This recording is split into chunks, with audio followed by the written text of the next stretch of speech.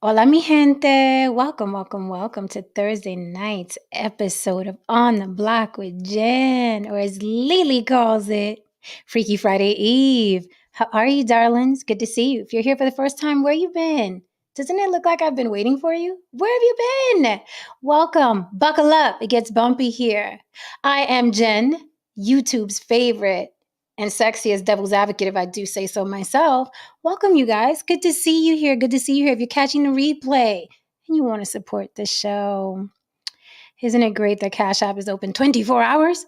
There it is scrolling at the bottom because mama got to keep the church lights on here. Believe it or not, this costs money, okay? So you can Cash App me, okay? That's where we can be discreet. A lot of people don't like other people seeing where their money is going. That's what Cash App is for. It's open 24 hours a day. So I could be doing my dishes, sleeping, and your Cash App will come through and I will get your message, okay?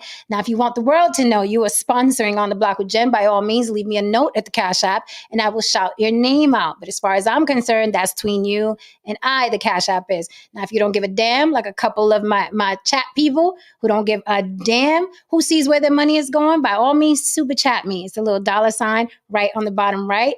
Throw something in there and I can see your comment better when it's attached to a super chat. I'll throw it up on the board and me and my panelists will dissect. But that's how you get my attention immediately. And I'm not being apologetic about it, okay? Money fucking talks. Welcome to America. Welcome, American. All right, guys. So tonight's topic, whose fault is the violence and death in hip hop? I think there has to be some reckoning. What I love about the block is that we say it how it is, okay? Not how we want it to be, not how it used to be, but we talk about what it is, what's right in front of us. Now, a lot of people get offended, right? Although we live in a time where people, quote unquote, love the truth, right? Our most popular YouTubers are loved because they tell the truth, right? And there's a lot of truth that goes on here on the block. So hopefully we'll get the same love because we tell a lot of truth up in this bitch. And that's why I say, buckle up when you're here. We don't do well. We don't play well with people that are in their feelings a lot. Now, anyone and everyone is welcome up to the panel, but you must show your face. We don't argue with avatars here. You can take that to them raggedy ass, YouTubers who argue with people behind avatars. We don't do that here. This is the block. You got to say it with your face. And we appreciate your faces. Conversations are better when we can see your face. See, I'm showing my face every time I say something. Right? All right.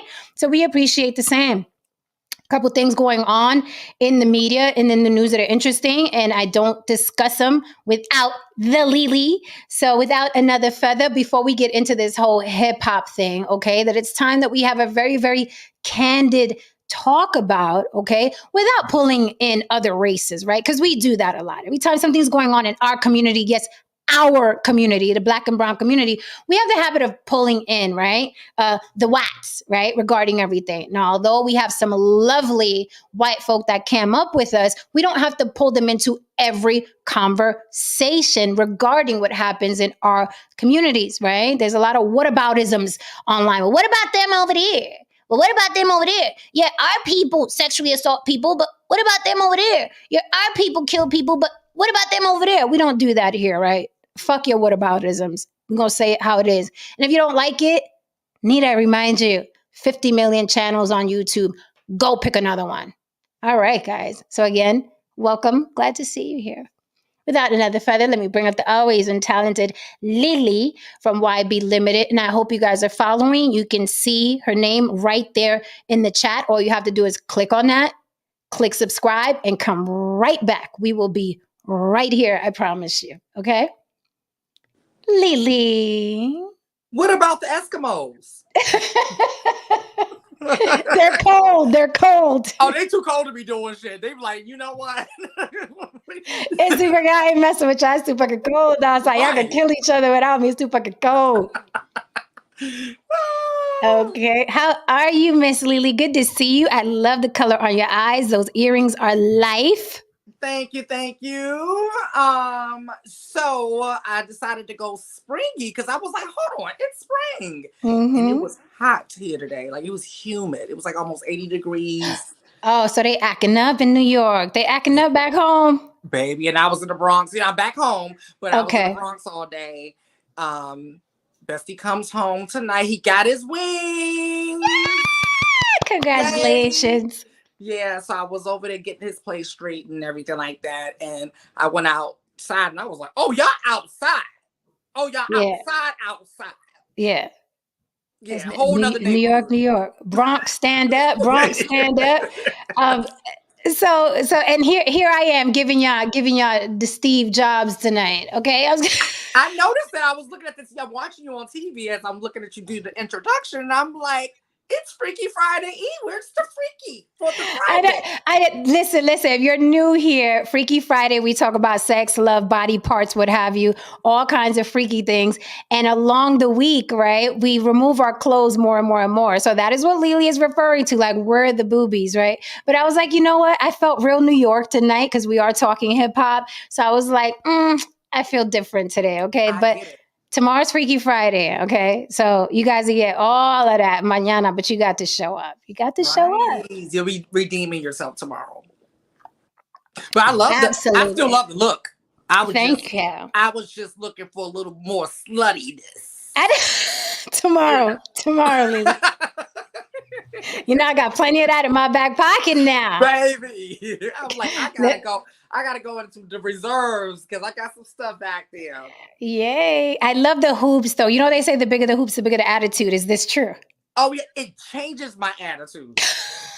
Like clothes change my attitude. Like It they does. just, they bring out the certain little moods and attitudes and all that stuff. Mm-hmm. Yeah. So and that's why like my closet is such an array of different things because I don't know. I may feel like a fairy princess that day, or a geisha, or Right. a hood chick, Right. like whatever. And we are able to do whatever we want to do, and that's the beauty of it, as long as we're not hurting anyone. Absolutely. And I love clothes that I'm sure you'll understand this description, Lily, but I like clothes that has an attitude on its own before you put it on. And then when you put it on, like your body and your personality along with that outfit is kind of like, you wear it like it will look completely different on another person than There when you you go. wear it.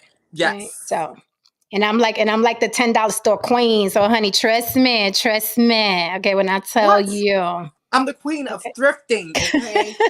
You can scroll down my entire social media of ever that I've ever had, and you will never see me bragging about name brands, and unless I got a check for it.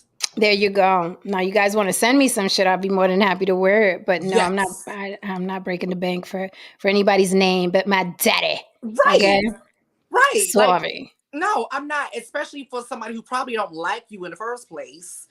That's another good point. That's another good point. So it's like, and then the thing is, this is how I look at it. There's too many black and brown indie designers out there that are dope, that are Oh so yes. dope. Mm-hmm.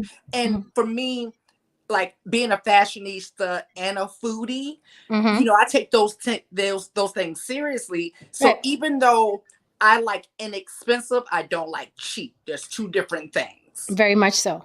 I don't Very like much nothing that so. looks cheap, but I don't like to pay a lot of money unless it's Right. something like a one of a kind. It was made by hand. It's Right. classic. Then Right. I'll go ahead and dip a little deeper. I'll go a little deeper into the purse. There was one designer who saddened me. His death saddened me because I'm not a label whore like, most women or a lot of women, but I felt like Gianni Versace was a true artist. Like Not his Donatella. hands, not Donatella, not no, not not Versace,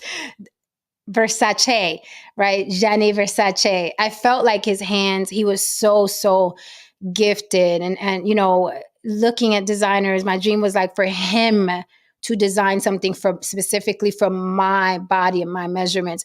And I'll never have that because Johnny's gone, but hopefully one day maybe there's a little size 2 somewhere in a back closet somewhere no one's ever seen. They could blow the dust off of it, you know what I mean, and hand it over to me one day. But that he was like the only one that really caught my eye as far as designers, because he was an artiste when it came to clothes, but He he's was gone the now. first one to get me like deep into fashion. Okay, I can see that easily. Oh my God. Like I was always into fashion since I was a kid. And I look at my Mm-hmm. niece because she's so much like me and my Mm-hmm. mother. I'm like, oh, that's in her DNA. Like she's 3. She's about to be 4, but she's been dressing herself since she was 2. And not just dressing herself, Oh she no. has style, baby. Like Miss Thing, when she's going to school, she's going to have her shades, she's going to have her accessories, her bag, her glitter, I mean, it's going to be like, she is my spirit animal. And I'm like, oh my God, I love you. But Too I was like cute. that. Too cute. You know, and so, but it was Yeah. Versace that really pulled me into the Yeah, he's fashion world. And then amazing. oh my God, in the 90s? What? Yeah, like he really could have been, you know what I mean, a painter, a sculptor, or he just had those hands, right? He Yeah. wasn't just like, well, let me throw on, my name on a cotton t-shirt. He was amazing, amazing, amazing, amazing. But anyhow, yeah. Hotels says this is Marcos Orlando, by the way. My channel got terminated. Too much for YouTube. Really? What were you doing over there on YouTube? Why you got terminated? What were you doing? I want to know what you were doing. Yeah. Thank you. Thank you for the compliment. Yes, thank you, love. Hotels is into the look. He says Gianni Versace, my son Margella, and Rick Owens. I don't know who Rick Owens is. I'll look him up. Yeah. Yeah, I'm super like, oh, I'm frugal. I'm frugal as fuck, Me man. And I'm too. cynical. And I'm cynical as fuck. So I'm always that lady at the store, like, why is this cost? Where is it coming from? What's the stitching look like? Stitching. How is it gonna hold up in the wash? Do I have to hang dry? Like I'm very yeah. You don't want to That go shopping with me. You want to give me money and send me on my way. You do not want to go shopping with me. Oh God, yeah. I don't even want anyone to go shopping with me because of all of those things. I don't want nobody standing on me, hovering over me, talking about they're Don't ready you to hate shoot. that? I don't Don't want you hate none of that? that. Just because I go in a zone. Let me be in my zone. Right. But we did good. We went shopping together. We did, and we had a lot of fun. We had fun. We did good. But because we both like it, that's why. That's what it is. Because people who don't, especially if they don't like thrift shopping, I don't want no one Yeah. who doesn't. If you don't understand thrift shopping, don't come with me. Right. Right. Don't come with me. And it takes a long time to thrift shop. It's not you can't Yes. it's not like a regular store. It's like, okay, the pink shirts are there and the red shirts are there. And it's like you really have to look through everything. So That's the it's a fun of different it, type though. of shopping. Mm-hmm. I like, and you know why?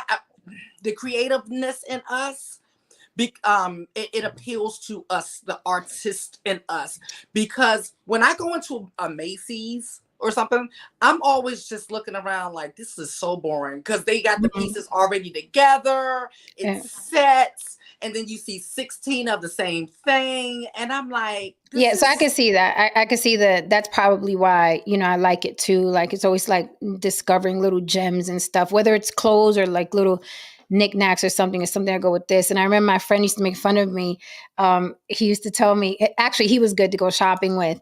And he used to tell me when I went shopping to a regular store, he said that I would just pick something out and be like, okay, this is close enough, but I'm gonna make it something else. yeah, that's how I Right. am. This is close enough. This is close enough. I'm gonna change it to something else when I get home. So it's a lot of fun. It's a lot of fun. But yeah, I don't like spending a lot of money on clothes. And plus, I ain't never been kicked out of nowhere, so I'm doing good. Right. Right. I done showed up to some of the best places. I walked into an event last year. Lots of you not. The moment I walked through the door, the first person that was standing there was Beyonce and Billy Porter's main stylist, Ty.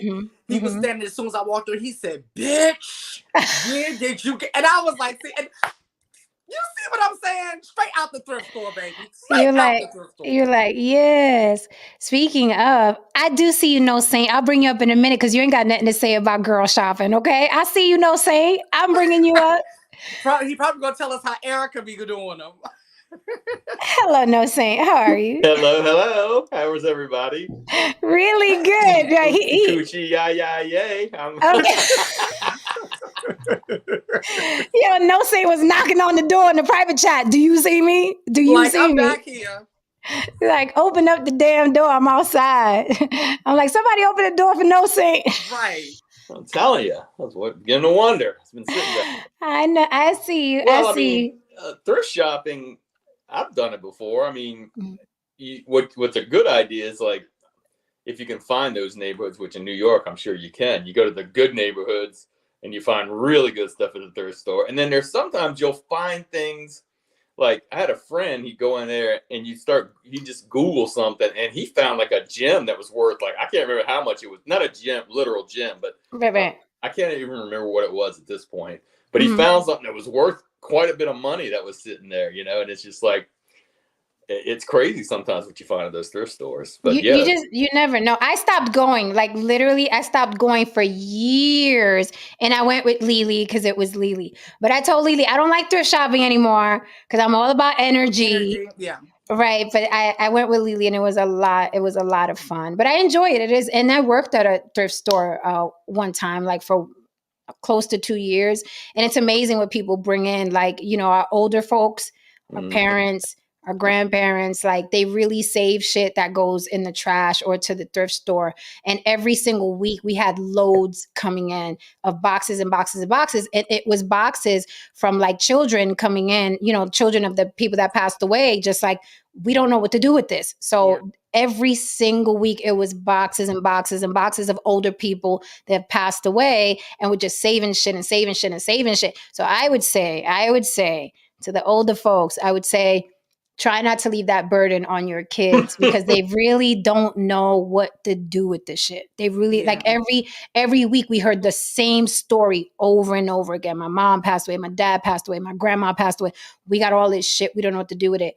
And sometimes we would find money in there and jewelry in there. Like we could not process any box. Like I don't care if it was a book. Like our boss was like, flip every single page because there'll be like $100 bill in there. So we would find money, jewelry. Like we could not like take a book out the box and put it on the shelf. Oh, hell no. Did you check that box? Did you check that? And we would find money. We would find cash. So I've found money before, but for me, part of it is a hobby because I buy and resell. So as a hobby, and baby, the gems I have found and what I've paid for it, I'm looking around like, so I got a mink coat. I have a full length mink in there that I paid $15 for. That's worth, I think, $3,500. Yeah. Yeah. I mean, I got so many stories. Like I got a Prada bag that I paid $8 for in there that I need to resell.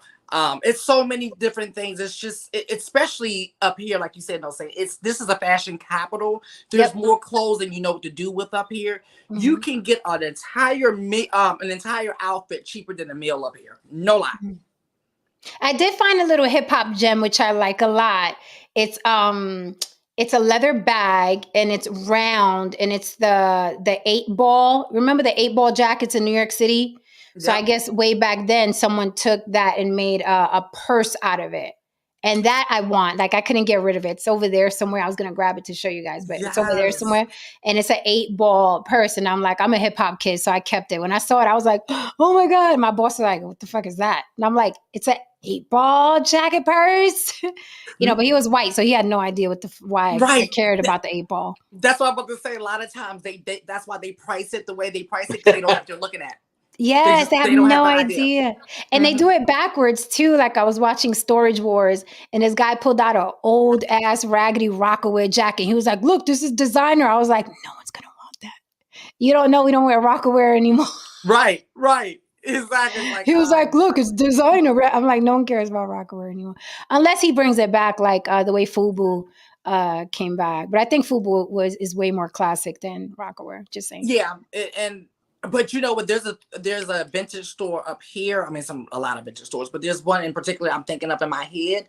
I walked in there and I got so nostalgic because I felt like I was on the set of Martin and I was on this show, on that show, and this music video. Like because it was the actual original stuff from those time periods. So it just had so much, they love vintage here in New York. Like, oh my God, the young people love old clothes down here. Like it was so funny. If you walk on the streets now in New York, all the young people look like they step off of a 90s movie set or my daughter is pissed that I didn't keep more of my clothes. She was like, Mom, like, why didn't you keep more stuff? So she wears a lot of the stuff that I used to wear in the 90s. Yes. Like my Playboy jackets and my Fubu stuff. And she was like, Mom, why you didn't keep more stuff? I'm like, I don't know. I wasn't thinking you were going to run around in this 90s stuff. But I wish I did. I wish I had kept more. And I have some of my mother's stuff from the 70s. I have my grandmother's stuff. Yep. Like a fitted vintage butterfly collar, like poet sleeve, like beautiful.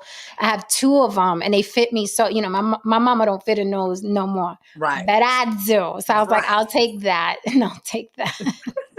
I And you stay don't taking need my that. grandmother's clothes. Right. So shout out to the elders. I got two really good compliments today that I'm excited about.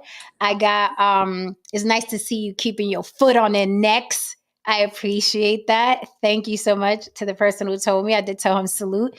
And some other guy told me today, don't flatter yourself. You act like a dude. You act like a man. That's why people come watch you. Thank you from the bottom of my heart. I appreciate that. I don't know why people, and I mean this sincerely, I don't know why people think that that's an insult to me because I admire men. So, so it's like when someone tells me that, I'm like, oh, you see my daddy. Right. When you say that to me, I'm like, oh, you see my daddy. Right. Because I looked up to my dad. Sorry, I had one. I looked up to my daddy. So, and I was, I would wear his clothes to high school, like his big lumberjack shirts. I was all about my dad. I wanted to walk like him and talk like him. Growing up, I saw the boys made more money when they worked at the supermarket packing bags. I wanted to do that. So I went and I packed bags like the boys. I wanted to dance like the boys and play like the boys. And then the boys were, of course, stronger than me. So they started delivering groceries and I was pissed I couldn't push that fucking cart because I was like, they making more money than me. But I don't I find love. I don't find it as an insult either. Right. Like, I don't think it's an insult. And maybe because I have such an attraction to pretty women who can tap into their masculine energy and are unapologetic about it, but are Right. still feminine, right? Mm-hmm. Like, I don't know. I have a crush on, like, I'm like thinking about all my like girlfriends, and I'm like, a lot of them, they're just so strong and just so assured of themselves. And I don't know. I don't like the whole timid. I can't stand a timid, like, dazzle in the Right. stress. Like, we Right. do that when we need to do, when we trying to get some shit.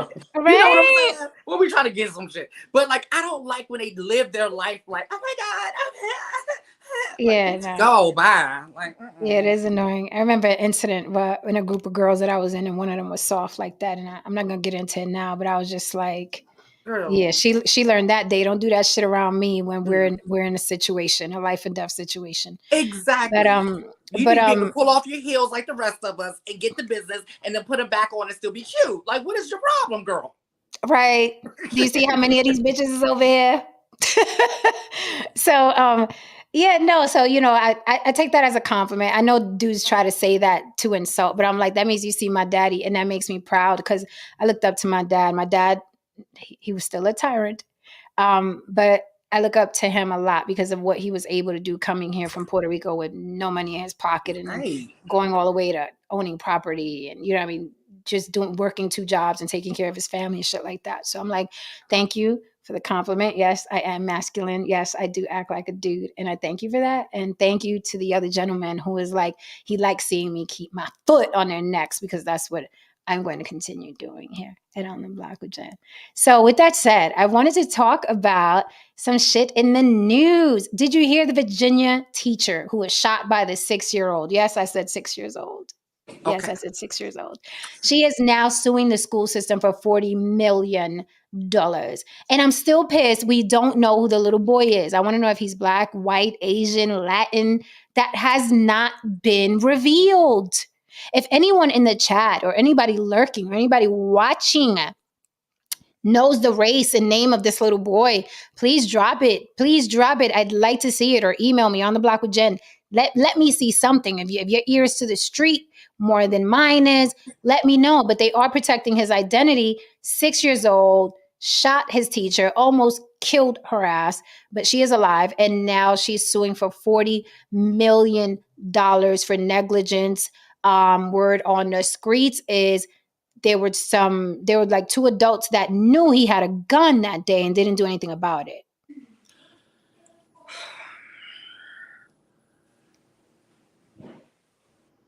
What do you say to that? I What? sip. Yeah. I mean, but at this point, the things that we're seeing are like beyond sick, and we got to come up with new words or something to describe some of this stuff because I think that's what we should do. I think some new words are in order. yeah, we need to start, voting on new words because this is crazy. Mm-hmm. Okay, Mhm. I was about to say, because Rob just said that he heard or he read that the young kid was white, and I was going to say, chances are this is a little white kid if they're going this far to protect his identity. Because if it was a little black kid, we would have definitely known in the first 10 Yeah, minutes. that's what Larry Grant Well, just said. I mean, that's a good point, I, but I don't know. yeah, we have to definitely have to. You see, you couldn't find anything on it. Couldn't fucking find it. What's up, E Scrapple? Oh yeah, Larry Grant did just say the same thing. Yep. Yeah. So I don't know, but they're not, they're not releasing it thus far. But they were saying that kid True, had though. that kid. They would not have shown his face. I'm They sorry. would have been like, "Look at He's the a little minor. Negro.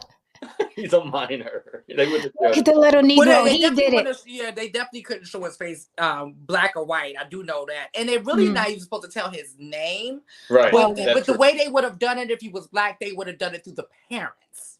They would have shown the parents That's doing one of why these I'm numbers curious. or something. Yeah, I'm telling curious. True. I'm curious because I thought maybe these cases could all be running together too. I thought I saw where they did show it was like his I don't know, his aunt or somebody on TV.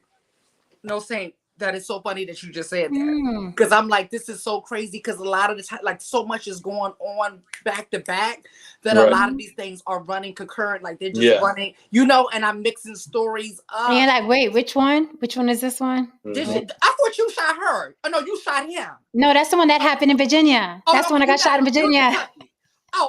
Right. No, that one. With a kid? Oh, no, that was that was in Ohio. That was in Ohio. Right. Oh, you spilled some chemicals. No, you didn't. No, okay. I'm sorry. Okay, I thought you was doing that, but it wasn't you. Okay, it was the other guy. My bad. Florida. Okay. Yeah, so that's a I'm sure she'll get some money. Doubt it'll be 40 million, but she'll get her some money. Oh, and I'm gonna need her to get some. Yeah. Yeah, that's crazy. I mean, a 6-year-old, I have a 6-year-old, a grandson. I have a 6, and I can't even imagine, like, he loves dinos. He loves dinosaurs. I can't even imagine a 6-year-old, the mindset of a 6-year-old that's like, where that gun at? I'm taking this gun to school. And if the teacher pisses me off, I'm a shooter at 6 years old. And little kids are. What state was this again? Virginia. That's another weird state. Yeah. That's like Florida, man. Florida, man. Florida has the weirdest crimes. Florida and the Bronx seem like they have the weirdest crimes known to man. Like, like what? Who decided to do that? Like, it's the weirdest stuff in Florida. I don't know. I don't know. It's a weird place. Florida, man. Cash App founder stabbed to death. Okay. Cash App founder stabbed to death. Now, when I heard Cash App, I was like, holy fuck, a billionaire. But he was only worth like $10 million, which is shocking. And I say only $10 million is a lot of fucking money. I'm talking about tech world. Oh, well, there's a tech world. They have more money than God. Right. So I was expecting to see $50 billion, but he was worth 10 million. I also heard he sold Cash App because people are trying to, it's funny online, whenever someone wealthy or popular dies or something bad happens to them, they catch it. There's always a conspiracy. And I'm like, what? I'm like, what is it with you people that you think that celebrities or famous people or wealthy people aren't human beings and they don't get murdered and they don't get sick and they don't have tragedies and they don't break up and they don't divorce and they don't marry and they don't piss and they don't eat and they don't shit?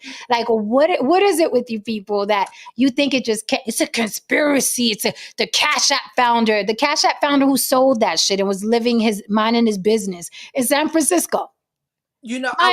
Merry business. I will say in this particular case, I can see why. Because I have been following these things for the past 2 years. And the people who have been following it does look a little suspicious because there have been and so I was actually surprised when this one made the news because most of them don't make the news, but there has been a long, and I mean extremely long list of the tech people who have just been like either S word or M word over the past 2 years. It was between tech and crypto. They've been literally dropping like flies. So I was kind of shocked that they made this one the highlight, because I'm like, this has been going on consistently. I'm talking about consistent, like I don't even know how many a month. So yeah, so I see why in this particular case they're like, something's a little weird. Like, and I don't believe in coincidences. I just don't. So it's just something that I'm not gonna put. I don't put nothing past nothing, and I don't put nothing past nobody, because one thing I do know is truth is way stranger than fiction. So I can see why in this particular case some people's eyebrows have been raised, because even I was like, oh, this one's publicized. Okay, interesting, and I just kind of left it alone. Okay, so then you're well versed in this, because I'm just like, it's a fucking white man in San Francisco who got stabbed to death. People die. People die every day, B. But do you think, Lily, in dissecting it, like we're talking about rappers that are getting killed every month, right? So could there be a connection with that level and lifestyle and that money bracket where they live a certain type of life that we're not privy to? Because when you look at, we could say it's a conspiracy with the rappers. I mean, every month, and the biggest names in the game: Tupac, Biggie, Nipsey Hussle, Pop Smoke. These are big names. XXX, like these are big names. Like, does it just come with that territory? Is the crypto, Bitcoin, Cash App, big tech world? Do they have some sort of underbelly that we're not privy to? Yes, actually. When you start digging through the tech world, they are dirty. That's a dirty. I'm surprised they don't have like no TV shows and stuff behind how dirty they are. Like you talk about the level of undercutting and backbiting. I'm talking, it's something out of like a best-selling novel, or like good movie, like well-written movie. It is a lot that goes on. So like that's another reason why I'm like, yeah, I can see why people can feel away. And then like you said, with the hip hop as well, because it was like Tupac and Biggie. And then from there, it was like, if you were to do like a chart, it's like just steadily. Oh, the chart would be crazy. You see what I'm saying? So it's just like, and another thing you could add to that, since we started off talking about school shootings, we had Columbine, and then that chart has just, and now we're at the place where we don't even know who shot who and what state it was. Child, they didn't all shot everybody. I can't keep up, right? So I don't know. I mean, what is it? There's something clearly going on, and I also do believe that everything in this universe is connected somehow, some way. So what the connection is, I don't know. So let me ask this, right? Let me ask this. Can it just be that human beings are like any other living thing, right? When we look at, let's turn on Animal Planet. We're not really thinking about it, are we? But here we are. Oh, there goes the third zebra within the last 15 minutes who got his ass chewed off. And there goes the lion, that blah, blah, blah. And there goes, you know what I mean? There's a certain, system that the animal kingdom has. If you watch an insect special on Animal Planet, you see the little spider, right? You see the little spider that does the little web, and he traps his little bugs like that. And then, oh shit, there goes another dead fly. Do you think that maybe human beings are exactly the same way, and we kill each other off at the same pace, and we abuse each other at the same pace, and we abandon our children, and some of us raise our children well, depending on what animal you are? Can it just be that? And because we're the thinking animal, we put more on it than there has to be. But there's every organism is killing something else in order to survive, or thinking that they need to kill something else in order to survive. Can it just be this is how humans are? I would go with that if it was more consistent. But what is wrong with us humans that we are just killing left and right, like more than ever? Agent Smith said it. We're a virus. I mean, I am like, oh my God, us humans. It's like, what we are seriously, clearly devolving every decade, every year. because I literally try to play this game with myself where I'm like, okay, let me go into optimism mode and let me try to find in areas that we're evolving. Do you know how difficult that is to play that game? Like in today's, like, I'm sorry you had to go through that. Like, can someone play with me? Because I'm losing. I'm losing against myself. So it's like we're animals. They don't have leftovers. They don't have litter and stuff. They are in harmony with nature. They get it. We're supposed to be the thinking ones, right? But they're in harmony with nature. They understand that everything is connected. They understand their role, right? We just. But Lily, but animals are better than that. They are. All right, let's stop it right now. Animals are better than us. I gotta say something. Wait a minute, before you say so, hold that thought and don't forget, no saint. I just wanted to look at this comment. Humans love violence. We're low-key primal. This is from way back in Caesar when they used to throw human beings in with lions. We like blood. We like sport. That is innate. Continue, no saint. Yeah, no, I agree with that. There are a couple of things I want to split up. I want to talk about why some of the things may be happening. Okay. But when it comes to, primates, with the exception of gorillas, well, chimpanzees, let's just say chimpanzees are very violent, with the exception of the bonobos, which were an offshoot of the chimpanzees, who are not. And humans are violent. I think that, first of all, where we evolve in cognitive evolution has evolved. But the basic, and when I say cognitive, I mean the ability to fight disease and things. That's why our population right now is so huge, is because we're able to fight off a lot of diseases, and we know where a lot of diseases come from, that we're not dying off like we used to. We're not having 12 kids so 2 will survive and things like that. But with that, we have a lot of people, and a lot of people with a lot of time on their hands, because they're not out there trying to survive, catch the food, make a fire. We just have a lot of time, and a lot of time to look at what other people might have and and a lot of time to think about, can I get away with that? Can I get away with it? And that's one part. Another part is sometimes you get into a situation where you might not intend to be killing something. Now, I'm not talking about the school shooters. This is something that comes with, I think, people having a lot of time and to be bored, to be depressed about their life, to be angry at other people. But what I wanted to say to Lily, so anyway, what I was saying was that so I think that's part of it. We have a lot more people today with a lot of time, a lot of jealousy. If you're really if you're out there starving, trying to look for food, trying to survive, you don't have as much time. Being you're not in proximity to somebody who has that stuff that you're going to steal it from, right? That you want to take it from. But what I want to say, I want to say is this, that what Lily was saying, animals don't consider anything. Animals just do what animals do. They're pre-programmed at birth. They're not thinking, and sometimes they do. If elephants get into a certain situation where humans are subjecting them, you see an elephant once in a while come out and start swinging, you know what I mean? But in nature, like you're saying, they're not going to waste, because I don't believe they know what waste really is. If they thought that they could come into a place and just get as many humans as they want, sometimes animals do that, though. Sometimes animals actually kill,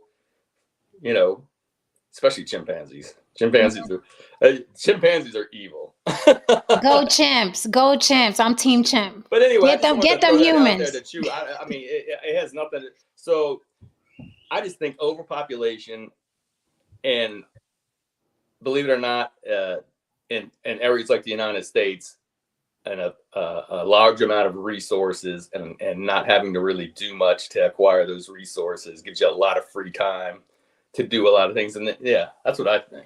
So I feel like you're onto something. So basically you're saying we're those rats in that experiment that lost their. Okay, that sounds about right. Because when I was watching that experiment, all I was seeing is now the breakdown of society, and this country specifically, yes, right? Because when I think about, no saint, you made a good point. We have a lot of time, like especially that last school shooter. I'm like, you stupid bitch. Right. Like, you stupid bitch. Like, it wasn't even like oh, you must have been torn. Like, it literally now is starting to look like it's a trendy thing to do. Like, I'm that's going what out. Yeah. it's literally looking like. I'm going out with a bang. You don't Right. like me? I'll show you. Let's go to a kid's school. And now people are just copycatting it. Like, what's the best way? What's the trend in suicide this week? I know, shoot up some little kids and then off myself or let the cops do it. Like, it's literally, I'm like, you stupid bitch. Like, if you were really that hell-bent on offing yourself, you should have just offed yourself. But you have to include the children because that's the trendy thing to do now. You can't just be a school. You can't just commit suicide. You got to be a school shooter and then commit. That's literally what it's looking like. Where it's like, oh, this is going to be y'all new thing. I don't know how I don't think it's preventable. But anyway, aside from that, going back to what No Saint is saying, I often wonder in other countries, be it, I don't know, we don't even have to go that far away. We don't have to go to Iraq or Iran. What about Canada? What about London? Right. What about, you know what I mean? What about Australia? What about Paris? Is it as bad as it is here? It's with a guess, I'm going to say no. It's not. And that's the thing. Like, so that's saying a lot, right? The evidence, you got to go by the evidence.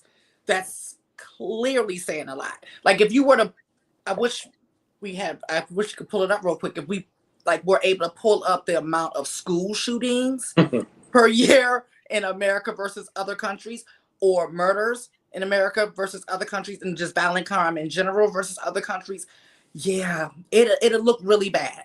And so you can't just say, oh, that's a coincidence. No, right.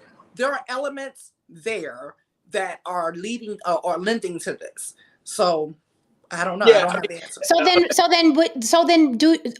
then do you remove the conspiracy theories and just realize if we are like the rats, Americans are just spoiled. They have too much time on their hands. We have way too much food. Okay. We have way too much fucking entertainment where these kids don't even go outside anymore because they got one of these. Who needs to go outside when I got an iPad and a cell phone? Like, so it's like, is it conspiracy or is just that America is just fucked up? I feel like it's both. Fucked up country. I feel like it's both.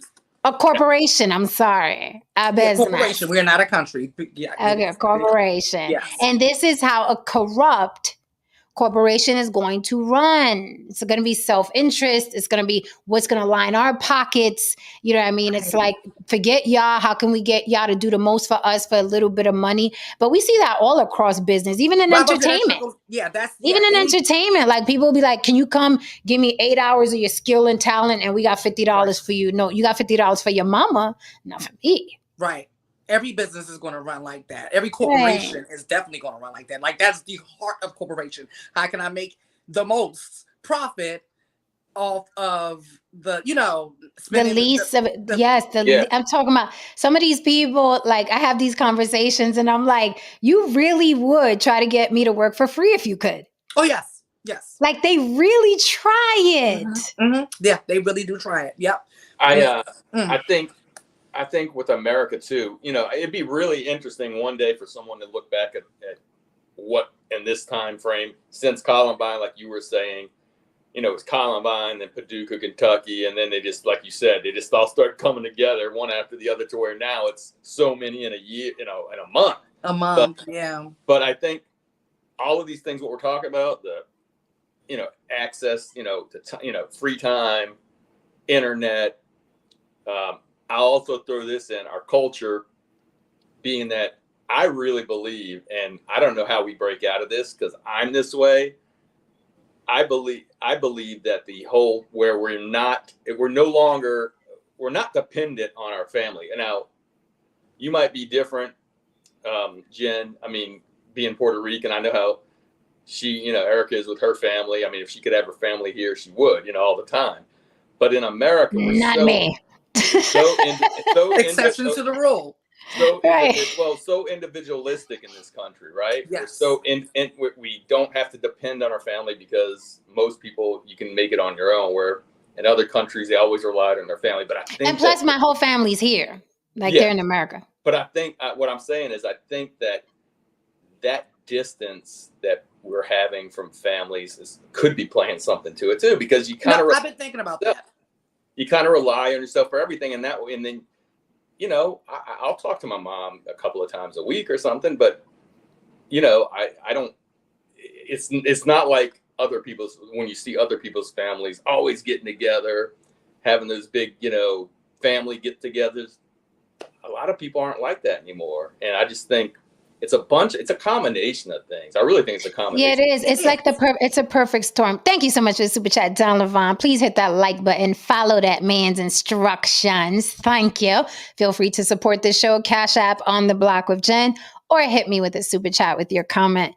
No saying it is a combination of things. If you notice when we were younger, not for Lily, because I know Lily is still very close to her family, but I noticed traditionally since we were young, like we don't celebrate holidays like we used to, like Christmas, Thanksgiving, and all that. We were always together. It was a big deal. Mm-hmm. Then people grow up, they have their own children, their own family. It's like, whatever. This one moved to New Jersey, that one moved to LA, this one moved to Vegas. Who cares?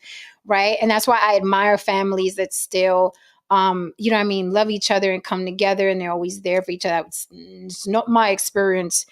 So I made my own tribe. I made my own tribe of people that I love, with a couple people from my family. But No Saint is right about that, because that's been my family's been close before I was born. Mm-hmm. And so, and then we have all these traditions, and then they just find reasons to get together. And we all live in different cities. That's the crazy part about it. But we get together, I don't even know how many times a year, right? Mm-hmm.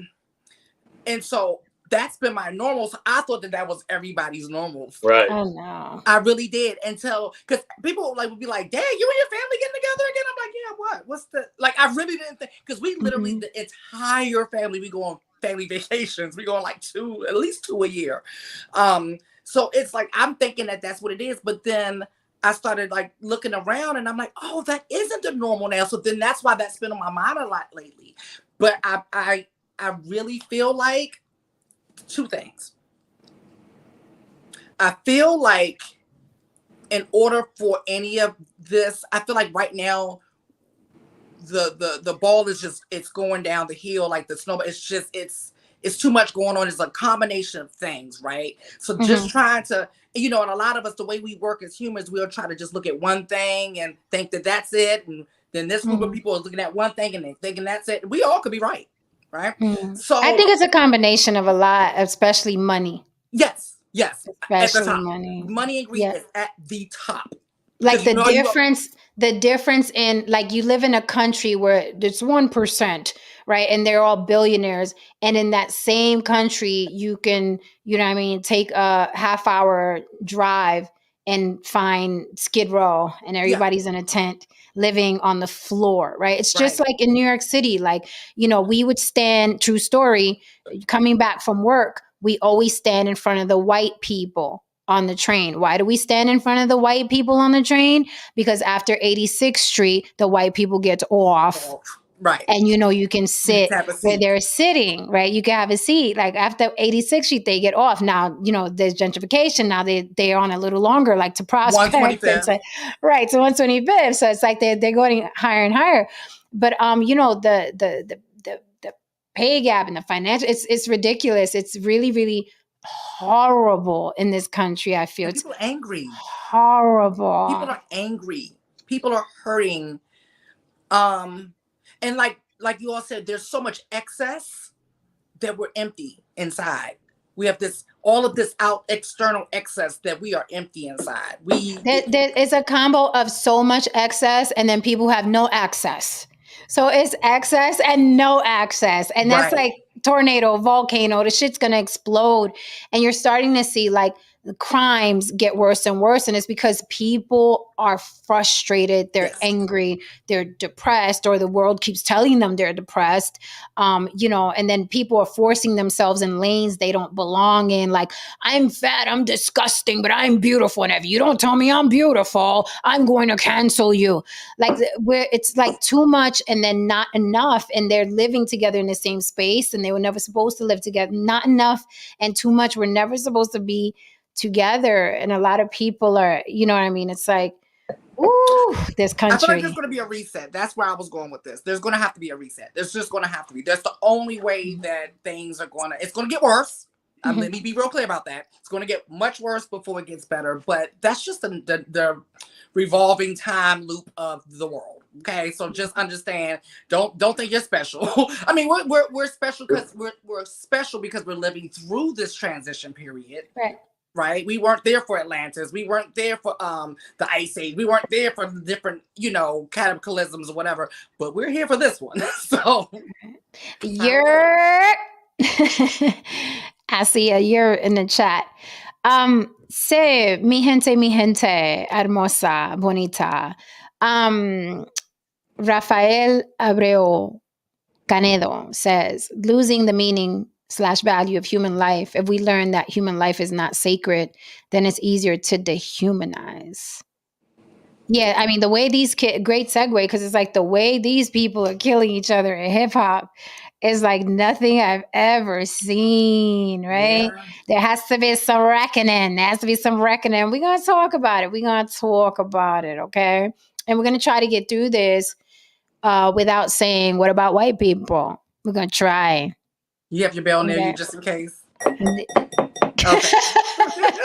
we're gonna do our best. We're gonna do our best tonight. Okay, we're gonna try talking about this without bringing up who they be bringing up. Is it Ozzy Osbourne and one of the motherfuckers who bit the head off of some shit? And Eminem used to make songs about Kim throwing her in their trunk and killing her. Okay, we'll try to do without those two white guys. Right? Okay. We'll try to talk about the monthly murders in hip hop without talking about that guy that was high and bit the head off of some animal and Eminem. Okay, who is praised? But in all defense of Ozzy, somebody threw the bat and he thought it was a rubber bat and he bit the bat and it was a real bat. Oh God, and that's it bit him. He had to get rabies shots for that. And that was back like I don't know if they still do it, but you had get 20-something shots right in your stomach. Early 80s. Yeah, back then you had to get 20-something shots in your stomach. I'm just gonna have to turn into a bat. Leave me alone. Yeah. No, Donovan, not that I know of, but let me not speak too soon.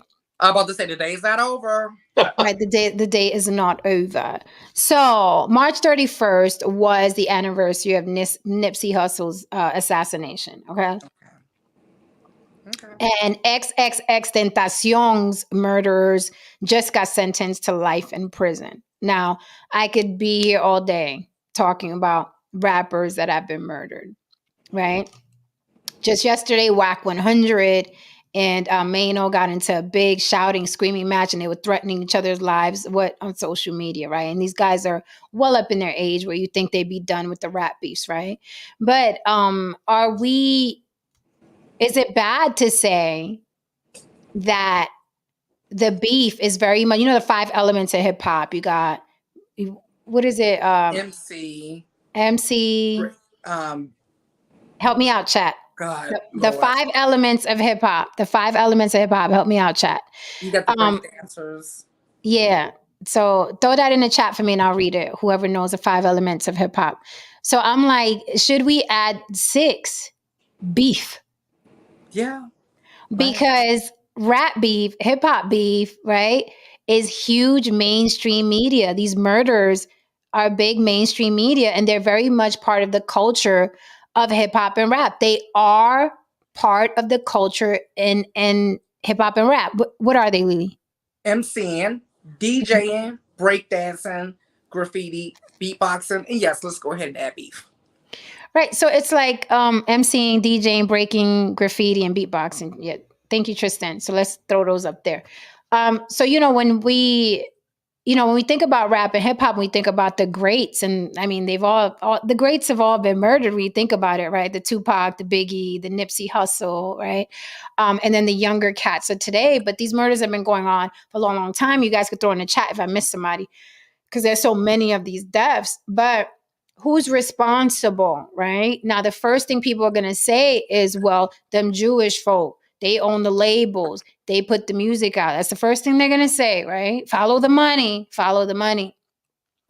But these rappers are signing these $1 million contracts, which aren't really worth a damn after they buy their jewelry and their cars.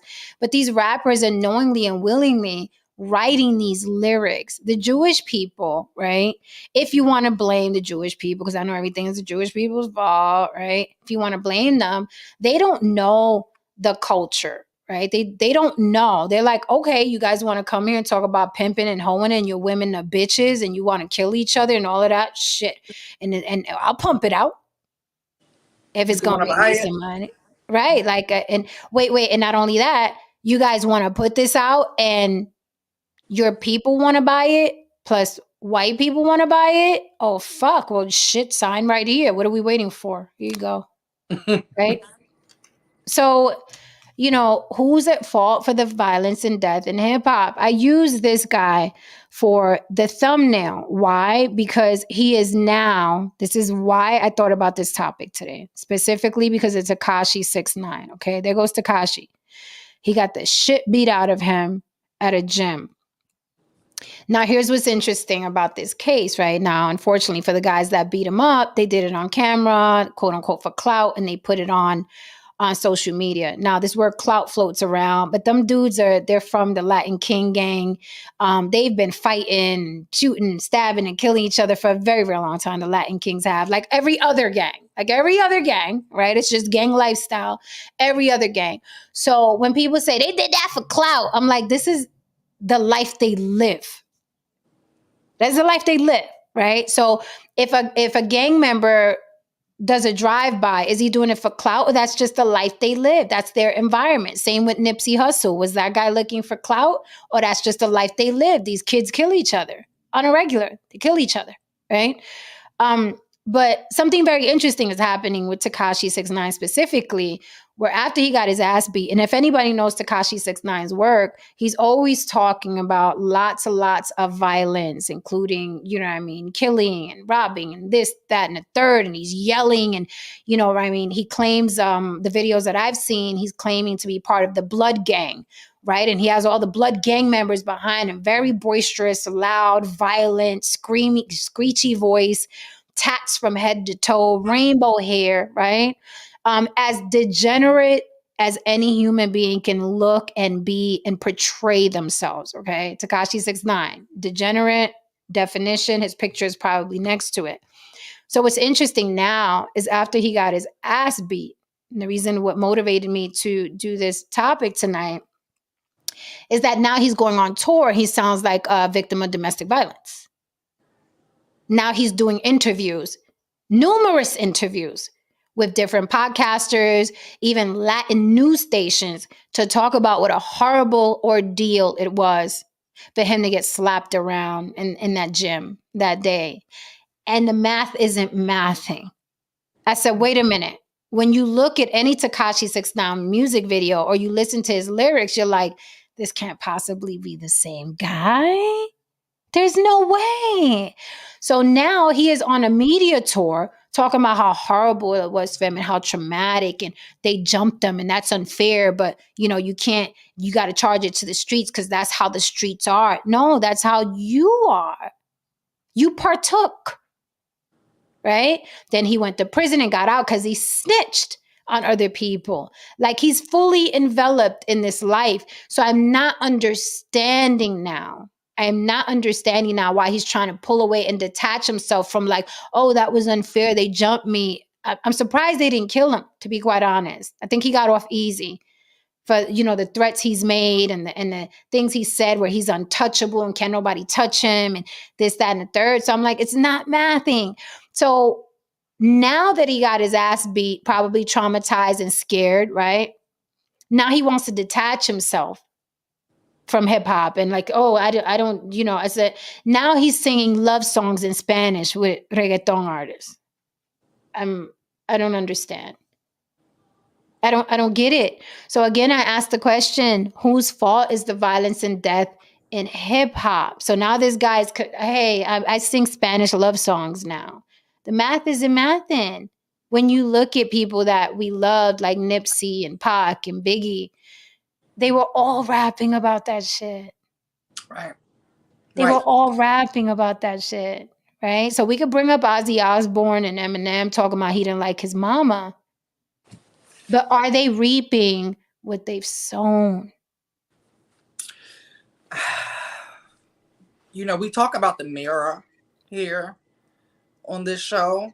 We do. Some people may call it karma. Some people may call it self-fulfilling prophecy. I feel like it can be called all of those things, depending on what language you would like to use. Because I believe in energy as well, and I believe that what you put out is what you get back. Some way, somehow, may not look exactly the same, but that same thing that you put out, it comes back. It just does. I've seen it in my own life. When I act shitty, I get shitty back, and vice versa. So whose fault is it? Well, just like the last topic, we can't put it on one thing, but what I will start with, because I think a lot of people will want to start, like they go up to follow the money and stuff like that. Well, I'm going to follow the money as well. And I'm going to follow it to our hands, John Q. Consumer. Because we take our hard-earned money to purchase these albums, we as in me, to purchase these albums, and that's what keeps the Jewish executives signing this type of music, because it's selling, because we're buying. So this is like yesterday's topic. I feel like this is really saying a lot more, right? Because why do we want to hear that? Because let's think about it. Country music, they're not listening to music about just degrading their women and shooting and killing each other and white on white violence or anything like that, right? And all of the other genres, right? We don't see R&B singers getting knocked off every week. We don't see, we're not, so there's clearly a connection here, right? It's clearly a connection. Like I said, I believe in coincidence. So there's clearly a connection here. And so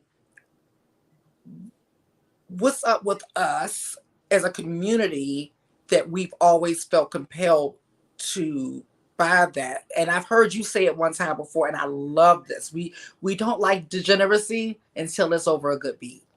I'll pass with that.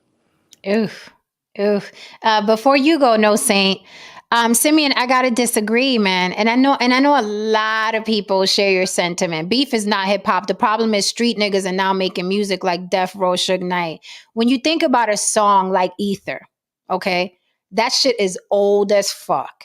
All right, Ether, Nas, him beefing with Jay-Z is old as fuck. So you can't say it's these new niggas making this type of music, because beef and hip hop has been around since the beginning of hip hop. Some of our favorite records were tracks where they would, it was the bridge is over. The bridge is over. They were battling each other. So beef has always been a part of hip hop. Beef is always, it's not just today with drill rap and trap rap.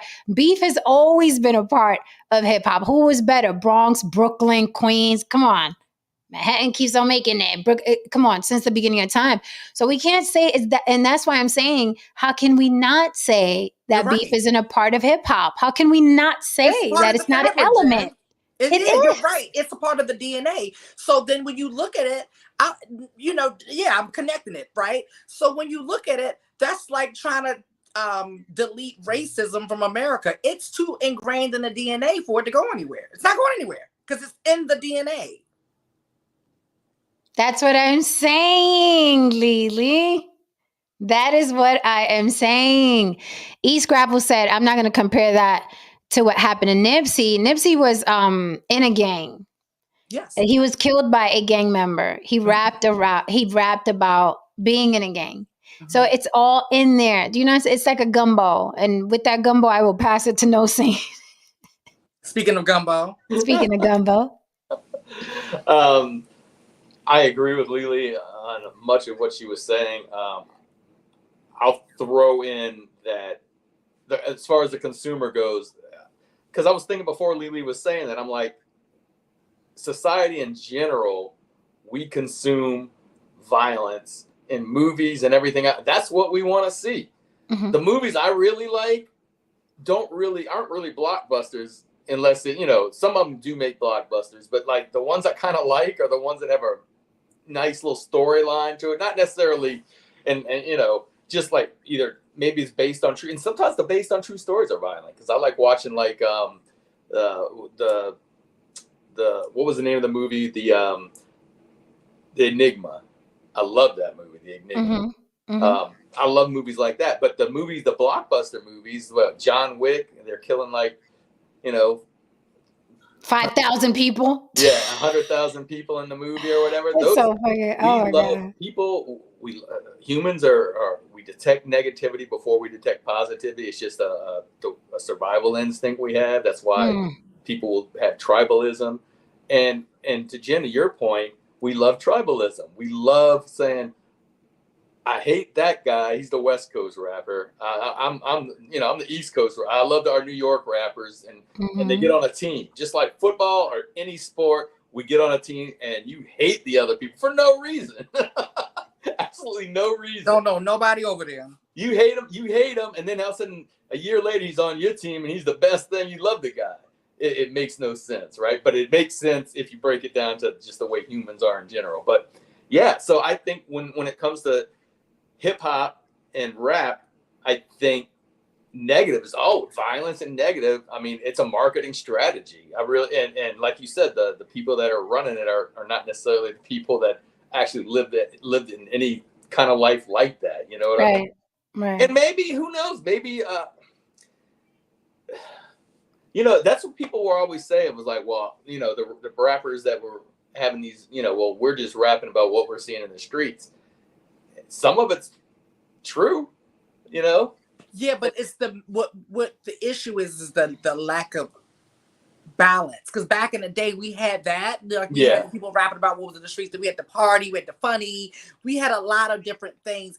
And with that, I didn't have the issue because it was a balance, and all of it was reflective of Black life. I agree, but what I remember is like first of all. And it happens with punk. I'm gonna say, and I know I don't want to. It happens with punk rock groups too, where people are like, oh, they sold out.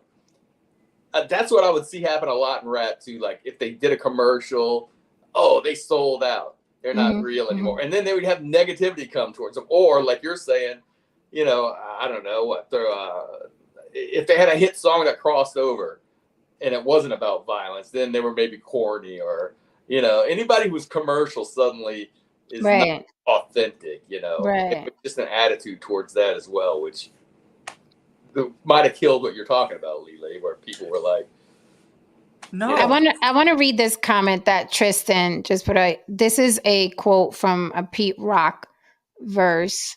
But when a nigga goes from not doing to doing, what can you tell him? Not to be a nigga? Shit, I gots to be a nigga. That's how I pay the bills. Wow, that's a good quote for the day. Because being a nigga paying a lot of bills on social media, because that's what's being rewarded. Clown country. I keep telling you, clown country. The clowns thrive here. That reminds me of when I spoke about it before, when Snoop Dogg was at Red Table Talk, and Jada was trying to hold him accountable with her entangled ass. And he said that he was telling Jada's mother that, oh, well, I tried to do that gospel album. Nobody would hear me talk about that. So I went right back and did a album about like bitches and shit. And then everybody bought it. And Jada's mother was like, Snoop, yeah. You know how she does. But even he admitted it. So again, I ask, whose fault is the violence and death in hip hop when these rappers knowingly, this isn't like they're not, it's not like the quote unquote Jewish powers that be have them under a spell like Ursula in the Little Mermaid, right? No, these motherfuckers are like, I want that bank. I want that money. I like buying these clothes. I like buying these fucking cars. What do I gotta say so y'all could keep giving me this fucking money? You want me to call black women bitches and hoes? Is that it? Shit, that's easy. Get my pen.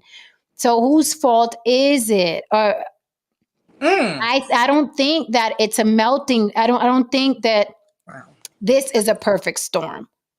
I think that the rappers are more responsible. I was literally like, that's why I just was like, hold on, I just got an epiphany, right? And I'm gonna tell you why. Because what's helping me see it a little bit better is what's going on right now with this influx of, our, what is the celebrity inflation that we got going on here.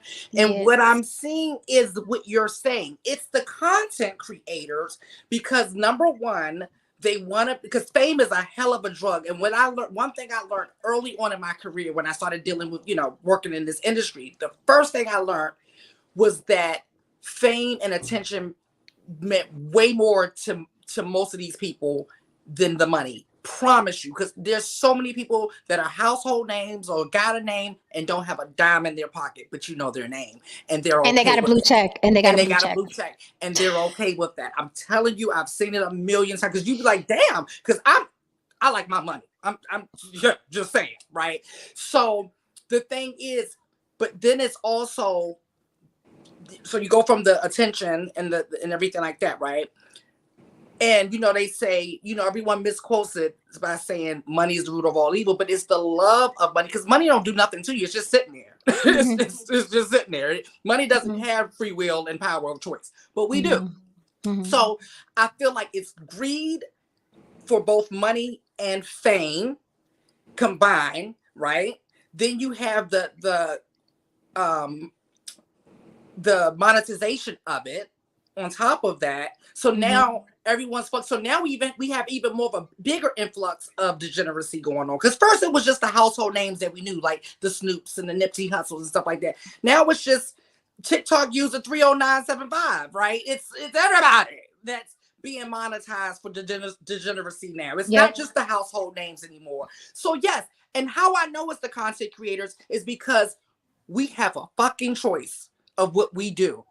And you and I both know that we can blow up tomorrow morning if we did some of those things. Easy. But we have integrity. So yes, it's the content creators I give the biggest, So the rappers. Yeah. Okay. Thank you for the super chat, Haran DeMarco. Haran says, there's an intense inferiority complex in the community. We don't value each other. How you do one thing is how you do everything. Yet I got a solution. Just run into the arms of white people. Miss Sassy? Haran is stuck on that point since yesterday. Hey, let me tell you something. Every man for himself. If a white person's gonna save you, vaya con Dios. I don't care who it is. It could be a donkey child. Get on over there. I told you I'm making enough money to just go hug sad monkeys and build wells for children. No, that's where I'm going. No, like I'm going falling off the grid. Y'all not gonna know what the fuck Lily went to. No say. I saw a video of this little old monkey, okay, who's in a little box somewhere out in some country, and they had killed his mama, and they took him out the box, and he went running out, and he was hugging the lady so tight. And I said, I got an epiphany. I said, I'm gonna make enough money so I can go where they are, so I can hug sad monkeys and build wells for children who have to walk miles for water. That's gonna be my purpose. Yeah, mine is animals. I can't save these people. They don't want to be saved. More importantly, they don't want to be saved. People have to chew that, swallow it. They don't want to be saved. It is amazing. There was a guy, he was doing videos, and he owned those little bitty monkeys. I can't remember what they're called. They had to wear diapers. Yeah. And like somebody came home from college or something that had been away around, and that monkey was going crazy, screaming, hugging, going around, just so excited to see this person that, he hadn't or she hadn't seen in probably 6 months or something. It's so awesome though. You're like, wow. Find me that video, because animals are my thing. And when I envision, like, I've made it, I've got enough money, I got enough investments, okay, everything's in order, logging off, and I'm going with I just want a bunch of animals. I really do. I don't need the humans, because it's just too much. And animals are just so loving and caring, just simple, and you know what you're getting pretty much. So yeah. Find me that video too. I really want to see that. Okay, Angry Mormon must have been under a rock. He said, "Yo, did 6ix9ine take a beating? You months late. Like that's right." Did he have a question? It wasn't months, but it was a long time ago. Was it a question mark? Yeah. Yeah. I said if it was a period, he said, "Man, did 6ix9ine just take a beat?" Yeah, question mark. He's asking. Tristan says, it's our fault, to be honest. The behavior is enabled because we allow it. What's up, Georgia Porgia? George Cook says, Jen, hello, panel. Jen, you are touching on my theory about cultural values. There has to be a deliberate effort to distance themselves from these things. And I think that's what's lacking and what's always going to lack, because the FOMO in our community is probably on steroids. The FOMO in our community, again, I spoke about this before. I'm seeing now 40-year-old and 50-year-old and even 60-year-old women who would have shunned someone like Cardi B or like Meg Thee Stallion or Ice Spice and been like, those girls should be doing something better with their lives. They're so precious. Now these 40, 50, and 60-year-olds are on TikTok like, yeah, I want to dance like Cardi B, right? So it's like there's no. That's why I said social media is ageless. Like there are all ages out on there, from babies to toddlers to women that are 50, 60, 70 years old. These women are supposed to be matriarchs, right? And it's like we're supposed to be the generation that says you're doing too much, because the generation before us told us you're doing too much. So now there's no one to tell anybody you're doing too much, because you'll be a hater. You just want clout. You're irrelevant. Okay, this ain't none of your business. Now it's like it's a runaway train. It is off the fucking rails, and it's every man for themselves. We no longer have those adults, and that's a scary fucking thing, because as annoyed as we were by our elders and our parents, when we got older, did we not hear those voices? And we were happy to have heard those voices. Like, oh my God, my dad told me what this was. My mom told me what this was. But now the elders are on TikTok dancing to Ice Spice and rubbing their pussies and twerking, and you know what I mean? So it's like the lines are blurred bad. And I'm glad we did an episode highlighting that, because that is really my concern. Because I'm looking, whenever I do get on social media, I'm always thinking like, okay, these are the adults acting like this. Who are the kids looking? This is who the kids are looking at. So, and then their minds are not as developed as the so-called adults. So how are they making, how are they making sense of this? How are they perceiving this? Like, what is this doing to them? Because that's what I'm always thinking about. Because I look at the adults, you all are fucked up anyway, and it's no hope, right? So I'm always looking at the kids, and I'm just like, between the adults in America and China, we got a whole generation of youth that's destroyed. Like, it's crazy. Stick a fork. Let me tell you this. I meant to tell this on the show the other day. So I had a dinner the other night. I told you all in a private chat. So I sat next to a therapist. I was sat next to a therapist. They did a seating chart or whatever. They was like, okay, Lily would be good in between these two people. Okay, cool. They were great though. They were fun. So the therapist was on one side. So I was like, free therapy session, hey. And so she told me that what she's seeing now is an influx of children and teens that are coming in wanting to be put on medicine because they're having nervous breakdowns behind the thought of TikTok being banned. And she says it's been an influx of it. Oh my and goodness. She's just sitting there like, what do I do with this? Like, I don't even know what to do with this. And it's interesting because, you know, that's a whole other layer where therapy, like they're encouraged to push drugs on people. It's like, here, take 2 of these and call me in the morning. Like they're encouraged to push drugs. So it's like this corporation, I can't even say country, this corporation, it's our fault. It is. We have dropped the ball. Well, listen, I think the government, and when I say the government, the people, like, I know it's on both sides, Democrats, Republicans are against TikTok, and I know for good reason they're against TikTok. And yes, it's going to cost people a lot of money that are making a lot of money on there. But you got to do the right thing, because, you know, if it was opioids that were legally being sold everywhere, and somebody was making $1 million off of opioids, I'm talking about regular people now. Oh, I'm going to say, because I'm like, that did happen. Okay. Talk about regular people. Yeah. Okay.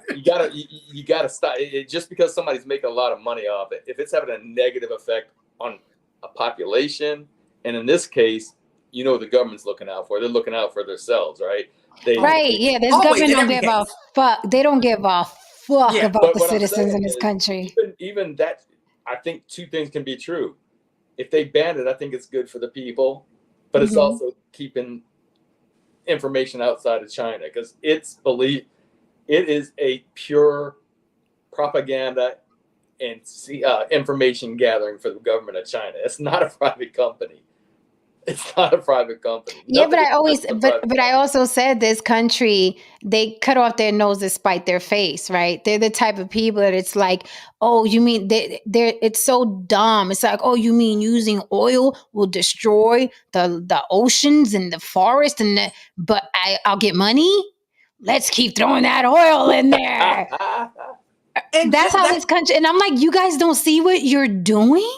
And that goes back to the topic, Jen. That's what's happening. That's part of the fabric of this country as well. Like, we don't care about the consequences. We just want to make money. We don't care how we're going to leave our children and our grandchildren. I just want to feel good right now. Well, I mean, you're right in that sense that humans are not. We see immediate danger. We don't. Further out it is, the more you don't really worry about it too much. But that's not just the United States as far as oil goes. I mean, we're talking about all these industrialized countries. India and China are huge polluters right now because their economies are building, right? And they don't give a damn. They don't care that they have to seed the clouds during the Olympics to clear everything so people aren't choking on the air out there. You know what I mean? I think humans in general, we look at what's going on now, even though we've been warned. That now, where I think you're right is the people that are really greedy, like saying, well, the really rich people making the billions of dollars off of it, they're thinking for right now. But then even if it hits tomorrow, they're thinking they're going to be able to escape it. They'll take their money and they'll be able to go somewhere where people, They already have. They started emptying their bank accounts 2 years ago before COVID. Well, I'm not talking about money. I'm talking about like if they had to pull up, like if all the billionaires in New York had to pull up and move somewhere in Antarctica because now Antarctica's 70 degrees. Well, hold they on. think they're going to survive. Hold on. You didn't see what happened in New York at the beginning of COVID? Yeah, they started. Yeah. They were gone. It was so when everyone was calling me like, "Are you okay up there? I saw the news." So Manhattan, right? It's pretty much built of wealthy people, right? Tourists and junkies, right? A little sprinkled in for good measure, right? The tourists, of course, couldn't come because the city was shut down. The wealthy people fled, so we were just there with a few junkies spread around here and there during COVID. It literally looked like that. They were gone. Yes, they're gonna get up and escape immediately. So Well, and they had the real quick. They had the bunkers, really nice bunkers. I'm talking about you wouldn't even know. It's not like what you would think of a bunker, like Oh no, luxury bunkers where they have like, I don't know, a couple of years worth of supply of food in there. They have people serving you. They have these things. It reminds me of it just reminds me. I mean, and again, a virus. Human beings have been like this since the beginning of time. Yes. You look at something. This reminds me of like the Titanic, right? You know we're all gonna die in this bitch. I have this money. We're going to drown. I have this money.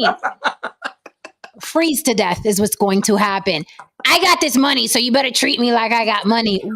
The boat is sinking. That's true. That is so true. That's what's happening here. Yes. So it's like the more damage you make to the planet, you're not going to have anywhere to flee. You can't stay in your bunker forever. You're doing this. Y'all are doing this to the country. Y'all are doing this to the planet. But I got a 3-story condo in the Trump Tower. We're all going to die, bitch. Right. And it is not just them, like those things said. It's just the humans that can't see the tree through the forest, because it's us too that's like, yeah, I don't care if this is going to whatever, but I need my whatever we need. We always need something, right? So it's all of us. It's a mess. It's just a mess. And we're on the Titanic. Raphael said the violence was there before rap and before media, but I do get that violence is being used in media in various ways, which probably do play a role in any increase in violence. Yeah, violence was always around since human beings were around. But however, and no person in the chat, okay, or watching us right now can correct what I'm about to say. There is no violence like the violence in rap. There is not one genre of music on the planet where the artists are killed monthly. There is not one genre. I don't care what you heard a country guy say about his wife or putting her in a box. I don't care what Ozzy Osbourne did to the bat on stage. Okay. I don't care what you hear in techno or in trance music or EDM music.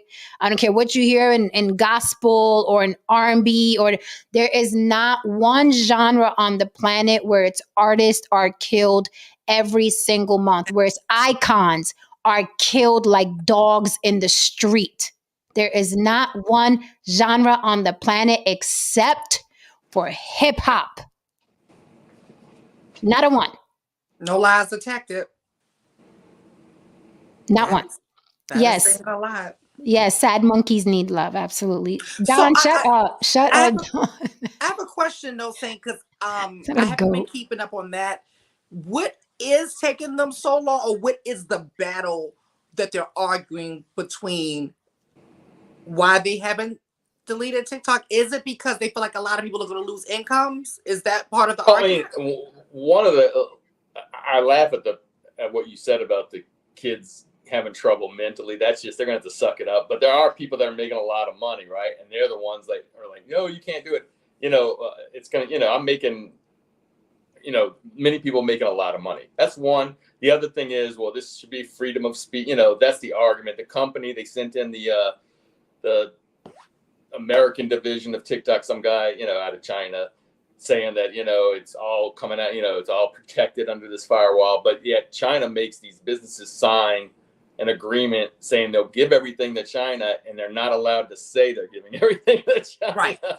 I have a question, no Saint. Okay. I wanna this comment Tristan says, all I wanted was to get my degree and be an engineer in peace, and now I have to dodge Instagram bullets, black on black crime, gangs, shit. I'm just trying to live, man. I feel your like pain, that's how we Tris. all feel. Yeah. I feel your pain, Tristan. I have a question Okay. for No Saint. Don Levon said the people that are supposed to tell us that we're doing too much are doing too much. Yeah. That's true. Yeah. It's like you see these kids, like they knock on their mom's door and be like, hey, mom, wait, I'm on TikTok. I got to finish. Yeah. It's like, mom, never mind. My homework. Thank you so much for the super chat. Elvis the Chef Rosenberg, how are you, sir? Big Elvis. Big Elvis. Love Big Elvis. Always such colorful dialogue. Haran DeMarco says, if they get rid of TikTok, it's a solid opportunity for a dev team to make the next hot app these kids can flock to. The idea of TikTok is bigger than the application. Well, thank you, because that was my question. My question is, No Saint. And here we have Georgie Poggi for the last half hour. How are you, darling? Hey, how are you?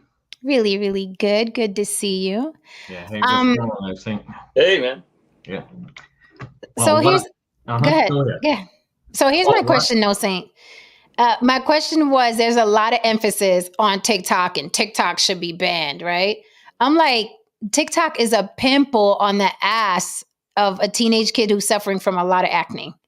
Okay. It's a pimple on the ass. Instagram is toxic. Facebook is toxic. YouTube is 10 times as toxic. So is the beef with TikTok that's where China gets its information on Americans? Is that the only beef with TikTok? Because all this shit is toxic. Well, I get what you're saying. I think the thing that bothers me more about TikTok is it's not just, it is China getting the information, but it's also, and you probably know this, is what they're feeding to our population versus what they're feeding to their kids and their population. It's different. In other words, TikTok, you can't get TikTok in China. They have their own version. Mm-hmm. They're not allowed to. Now, people will get VPNs in China, which is against the law, and be able to see the TikTok that we're getting, but it's different. And it's totally, some of it's propaganda for the Chinese Communist Party. Some of it's subtle, some of it not so subtle, and then just junk. Just like you're saying, all the stuff that you're saying that's on this, but it's deliberately, and it's and they know, and it's addictive. All these things are addictive, but they're so that's the problem I have with TikTok. Now, I don't mind you saying these other things are bad too. I agree. It's her Instagram is horrible. YouTube is horrible. But I'll tell you what, as far as we know, right? Mm-hmm. I know Lily will say, I don't know about that. As far as we know, you can get things that are negative things against the country here, and you get things that say positive. You can get everything. They don't suppress everything. Okay, I know, this is something that boils my blood. But okay, I gotta watch myself around Lily.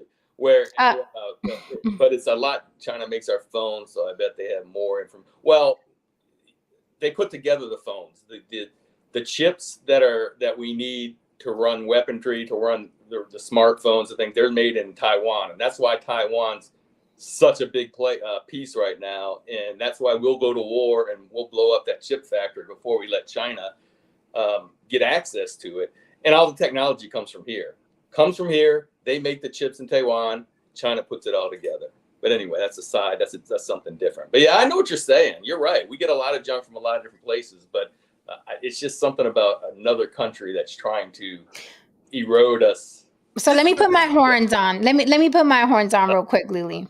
Let me put my horns on and be devil's advocate, because again, right? It's just like the crack game, right? So it sounds to me like people are upset yet again, like the same way I look at hip hop and rap, right? Jewish people, if they're the ones, again, I'm just saying this because that's the people that say they run hip hop, right? The Jewish people run hip hop, but the rappers have a choice. Tekashi 6ix9ine had a choice, right? Nipsey had a choice. Tupac had a choice, especially Tupac, because he was a ballerina. He was a fucking model. He didn't have to be a thug. He didn't have to get thug life tattooed. He didn't have to go death row, right? He didn't have to, okay? Biggie, all of them, and all the ones in between that have been murdered, right? Living this lifestyle. Can you blame Jewish people for the choices that they made? So let's go back to TikTok. So the China's like, you guys are stupid and we're going to profit off of it and we're going to do whatever the fuck we want with you because your government is stupid. So that's what we're going to do. So how can we blame China? Because America's stupid and easy to fuck in the ass.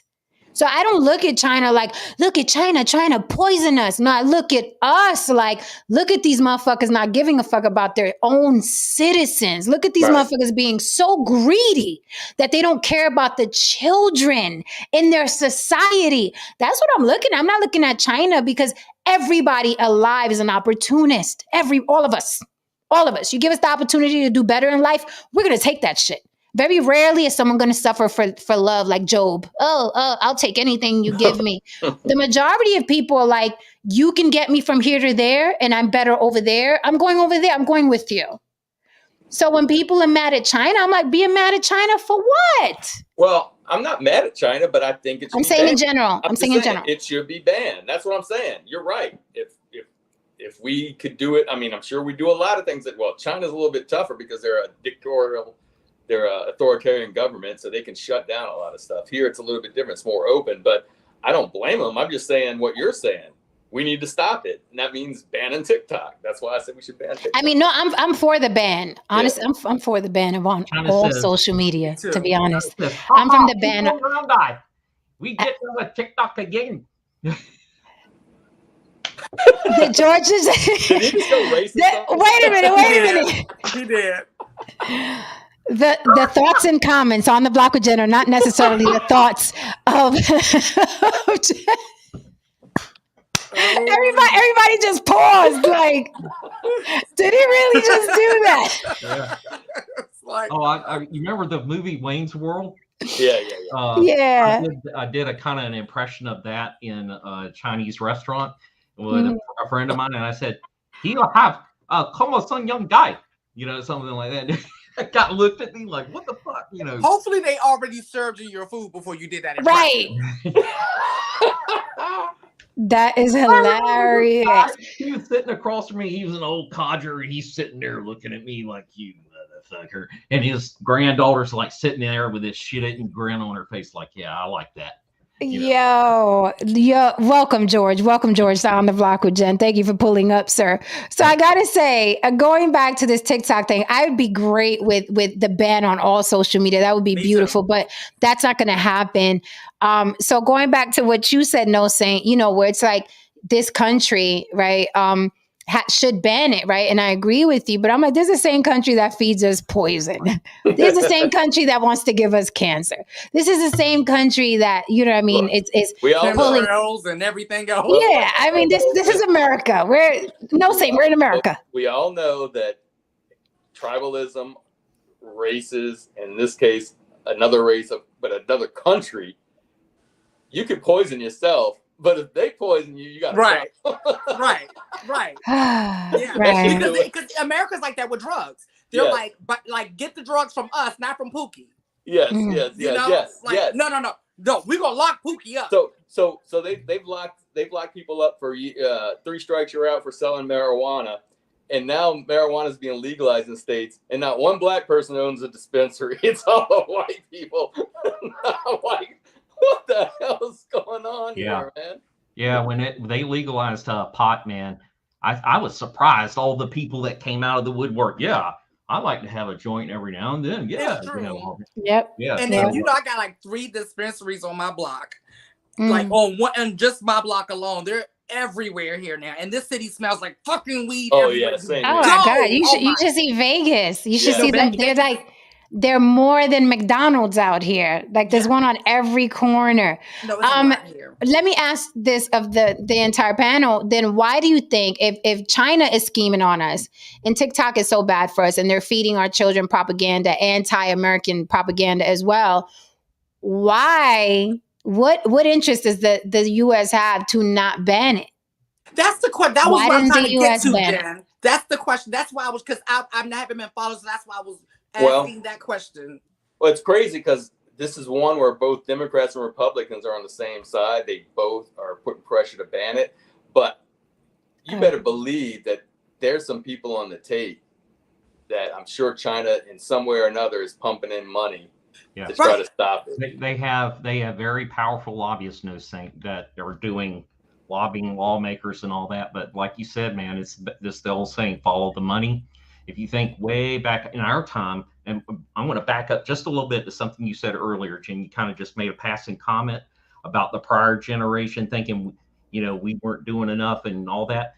Those motherfuckers should keep their mouth shut. They fucked us over. The Gen X, not Gen X, but the baby boom crowd, they, in between the greatest generation and us, was that generation. They gave us, if you think about all the moral degeneracy, it started with those motherfuckers. And now they want to talk about, they want to point their finger at us. Like, you're the one who fucking went through the roof with divorce. You're the one who, put abortion on the map. You're the one who got rid of the gold standard. Yep. Yeah, so don't talk to me about, what we ain't doing, But anyway, getting off course here. But one thing that the Chinese have done, they talk about their policy is to like to weaken us from within, and then we just implode. And so it's kind of like they don't have to come nuke you. If they can get you to... That's where I was about to go with this. If they can get you to fight amongst yourselves, if they can get you all strung out on drugs, which they're the ones who are bringing in the fentanyl, And it's my client asked me yesterday, they was like, because everybody knows I like to keep my pulse to, I don't never watch the news. I always care about what's happening 10 years from now, right? By the time people are talking about it, I'm like, I was thinking about that 5 years ago. So my client asked me yesterday, do you think we're going to go to war? I said, baby, we're already at war. See, when you all think of war, you think of boots on the ground. That's so old, late tide, delayed and through, right? The war is just what George just said. It's a technological war. Yes. At this point, okay. And so that's why I keep bringing it back to, they have destroyed a generation of children. But then, going back to what Jen said, what's the incentive? Who's getting their palms greased? Because if we got both, because I don't believe in Republican, Democrat. That's all bullshit and control opposition. They just pretend they don't like each other and they just split the money up in the back. Okay.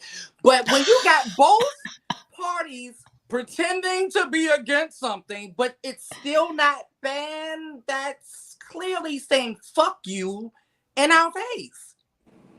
Mm-hmm. So it's just so yes, we can't really blame China because they just doing what the fuck they supposed to be doing when they're at war. There's all this fair and love in war. So it keeps going, but that's why, when I think about our government, it's just like they're literally out to kill us. It is the craziest thing ever. It's like, and people keep looking for them to be their saviors and their protectors. And I'm like, no, they're literally, like, the person next to you is not your enemy. It's not them. Mm-hmm. They don't even have enough money to be your enemy. They don't even have the power to be your enemy. Hello. It's those, higher ups that are pulling the strings and pretending to be at odds with each other. That's who your real enemy is. But we are so imploding at this point, we can't see that. Mm-hmm. Yeah, Don hit the nail on the head. China is playing the long game. We're gonna wake up one day with a Chinese flag flying over the White House. I'll disagree with that. China doesn't have a lot of time on the top. I've talked about it before. China has a lot of problems, and you just don't know about them because they don't let them get out. But China has a lot of issues. Now, so how do you feel about the dollar being knocked down? That's what I was going to talk about. My Erica was asking me about that because she got all nervous, right? So there's this thing, just to explain to the audience, there's this thing called BRICS, right? It's a currency. It's Brazil, India. What's the R stand for? Brazil, India, Russia, Brazil, and Russia, China. India, and China. South America. And I believe what you're seeing online and what you're seeing, I truly believe it's Russian propaganda, and I'll tell you why. The United States, China was supposedly going to pass the United States, and this is by all prognosis.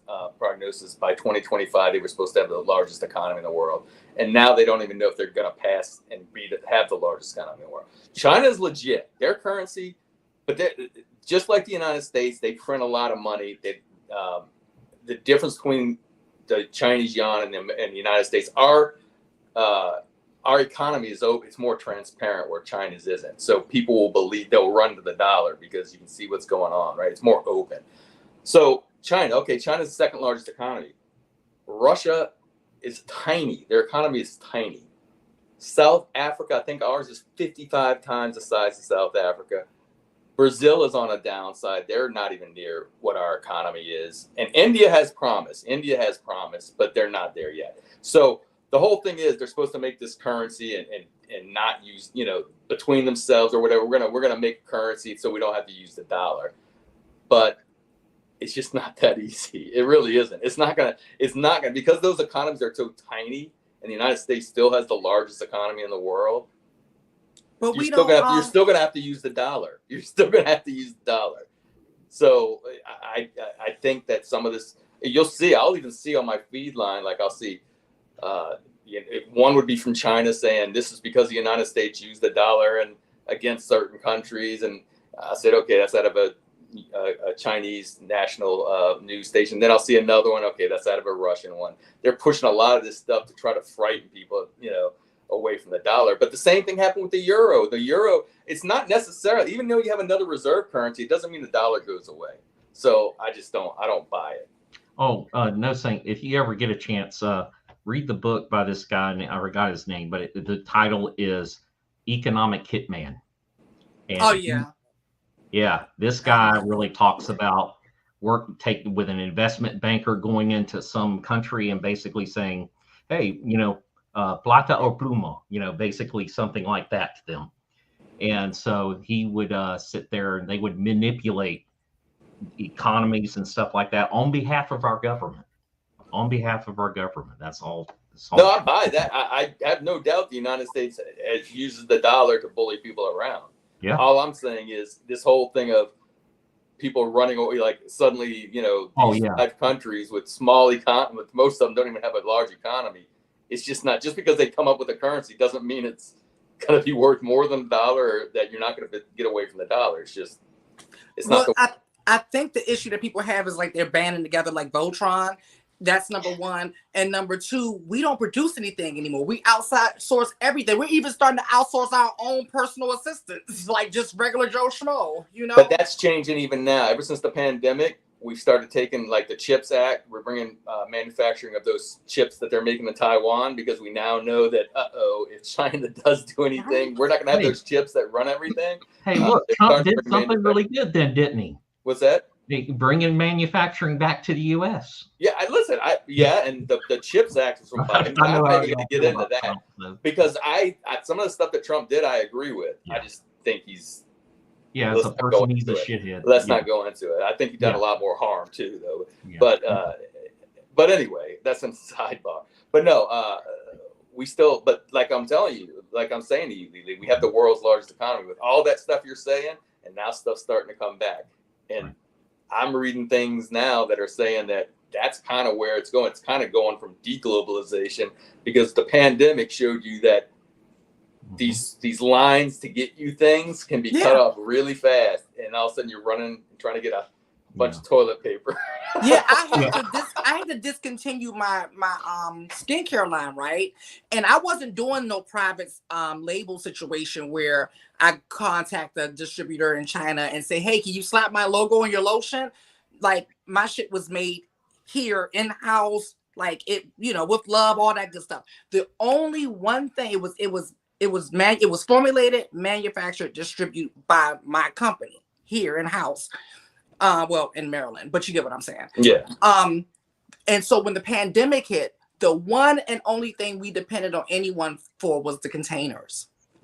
And after we ran out of containers, we just could not get any anymore. So we had to stop taking orders. So just that's something that small that people don't think about. They don't think about containers for their ketchup packets or whatever. Like, just little things like that. And so my question is, how long would that take to start bringing it back to the States, to the point where we're not so much in danger if we're cut off from, say, China? That's going to take some time. Look at that. Really, that's something that I kind of keep up with that stuff, and what you're talking about is very real. If you think about it, in our time, no Saint Jen, we saw a lot of jobs leave America, first go down to Mexico, and then of course it went over to China. And was it at NAFTA? Yeah, NAFTA. Yeah, but and then sorry, you're not on the limited plan, ma'am. What is your name? My name is Sarah, ma'am. Your name is what? My name is Sarah, ma'am. I was on the unlimited plan, Sarah. No, ma'am, you are not on the limited plan. Hold on, I get my supervisor. Get me a fucking supervisor, God. I'm sorry, ma'am. I said what? You're not on a limited plan. I will get my please hold, please. And then repeat it over and over like a robot. I'm like, okay, maybe we all better off with the AI. I just want to know why you fucking charged me $20 extra this month. That's what the fuck I want to know, Sarah. Right. That's what I want to know. All right. Yeah. You're not on the limited plan. Yeah, but the manufacturing base in this country is eroded. I say this, not everybody's intended to go to college or should go to college. Agree. I mean, I'm not saying, agree. I think we need to bring back, and this is one of the things that we did, you could social thing or what, but it's policies like training, workforce training, trade, like plumbers. You breaking up, George. You underwater, George. You breaking up. China's sick of you talking. China got you. China got you. Take TikTok off your phone and come back. It'll be all right. China say, call that's motherfuckers. We got something for you. Call me a motherfucker. Yeah, I guess I'll say this. I agree a lot with what No Saint's saying. He's dead on about it. So yeah, we need to Jen how long it's going to take. It's going to probably take I'm going to guess 30 years to get it back. I was just about to say, because it took about 20. The problem is our wages are so high.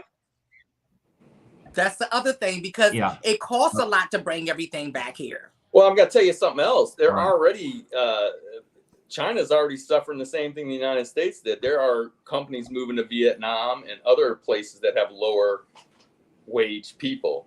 Oh my goodness.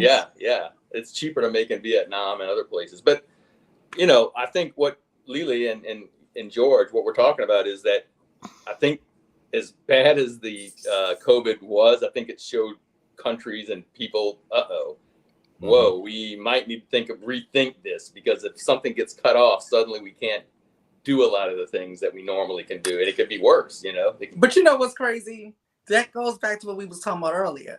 Motherfuckers was trying to warn them when they started this shit. Yeah. But people want what they want in that moment. They don't care about 10 years and 20 years from now and what consequences my children or my grandchildren are going to pay. I remember, that's why I was like, was this NAFTA? Because I remember these arguments. They was like, hey, hold on now. Might want to think about this. It's a very slippery slope. Sounds very appealing today.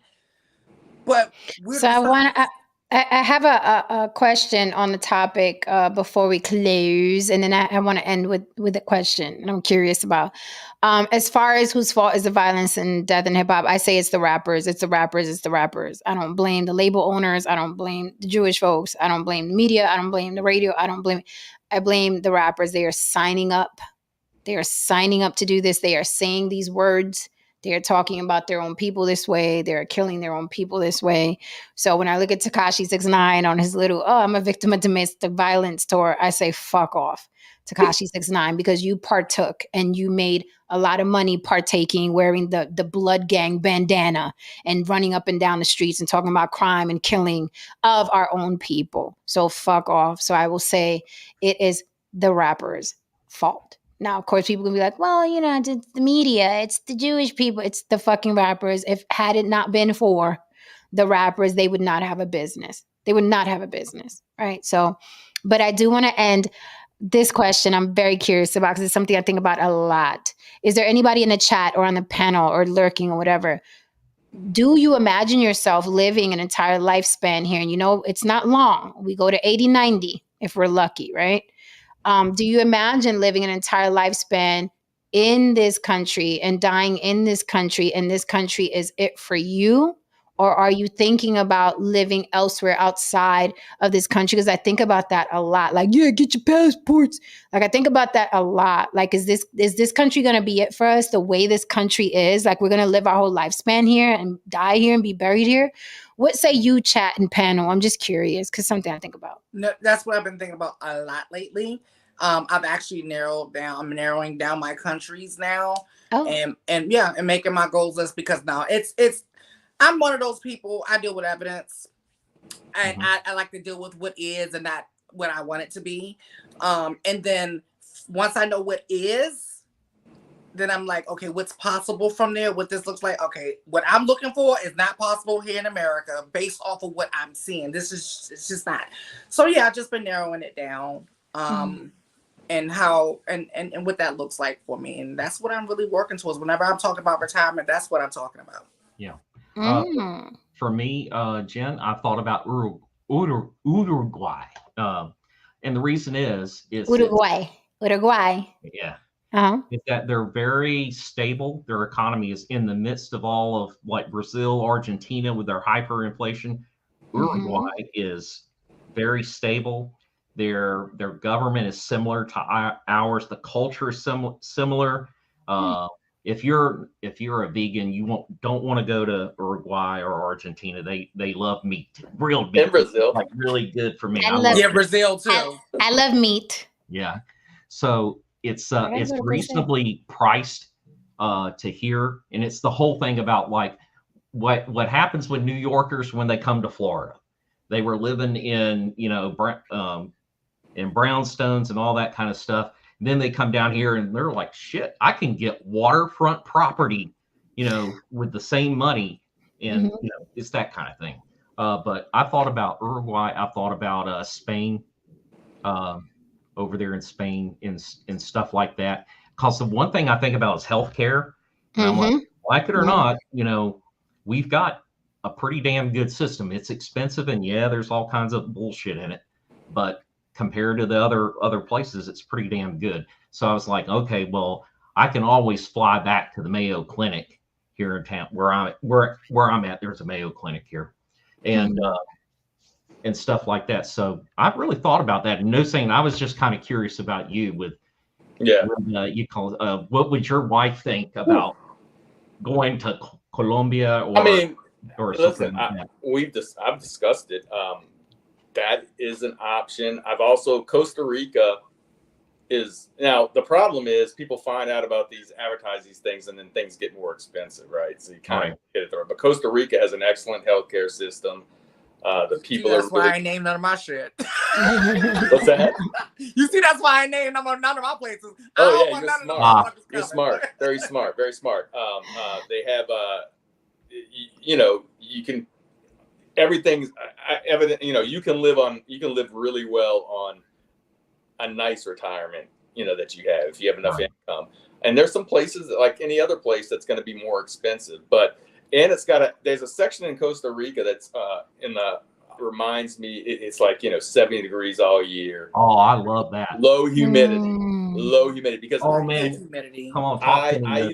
That's why that's on my list. But I've even because places like I looked into Utah, and all the Californians are moving west or east. So everything's going up in price. All the places that I thought, because I love the western part of the United States. Right. I don't think there's many places that have as much beauty as the western side of the United States. Me and too. The weather. You can, like, I know where Jen's at. It gets really hot in the summer, but in Utah, just a little ways over, you can go to places and it's temperate. You know, so. But as far as overseas, I've thought about it, and I still don't know. The one thing I hold back, I think, okay, I'm going to retire pretty soon. It's not too far away.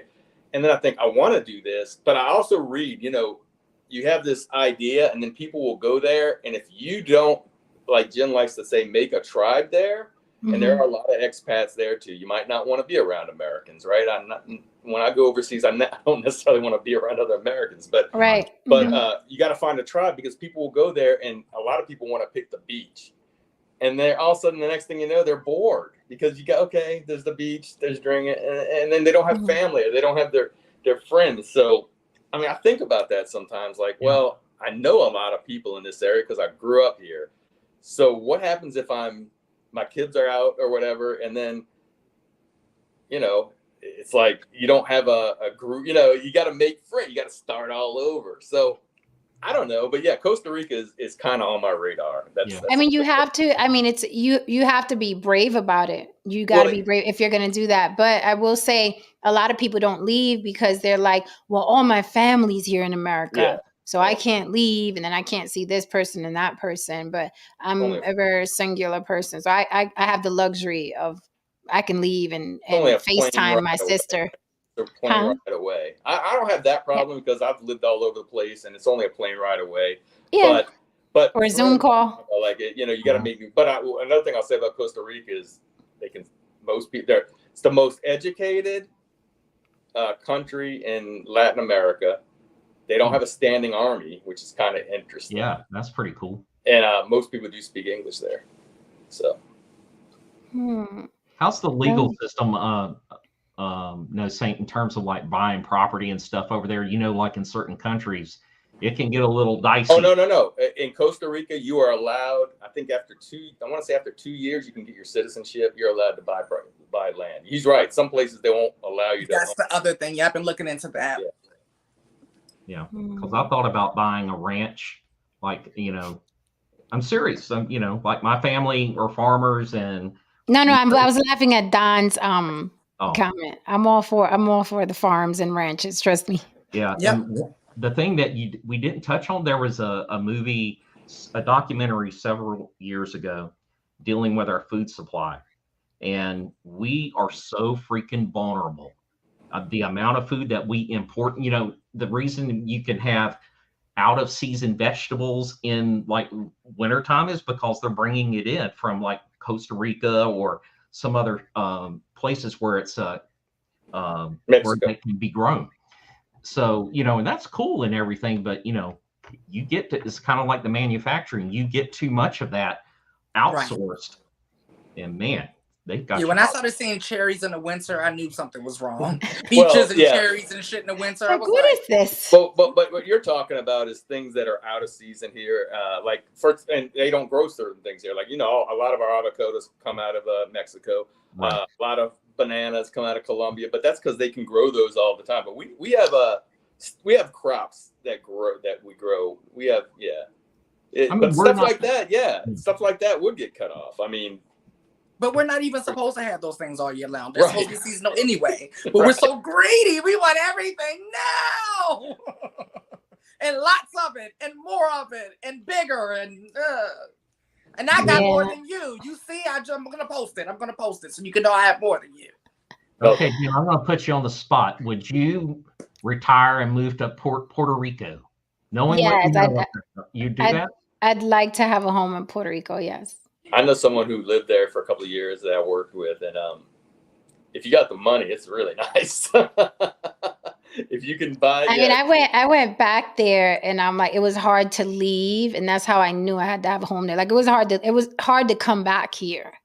That's my favorite island. I love because like the beauty of it, the water, the beach, the air, like you could breathe, the palm trees, the people, and everybody's nice and tanned, and and then coming back here, like as soon as I hit the airport here, I was like, the Americanos no me gustan.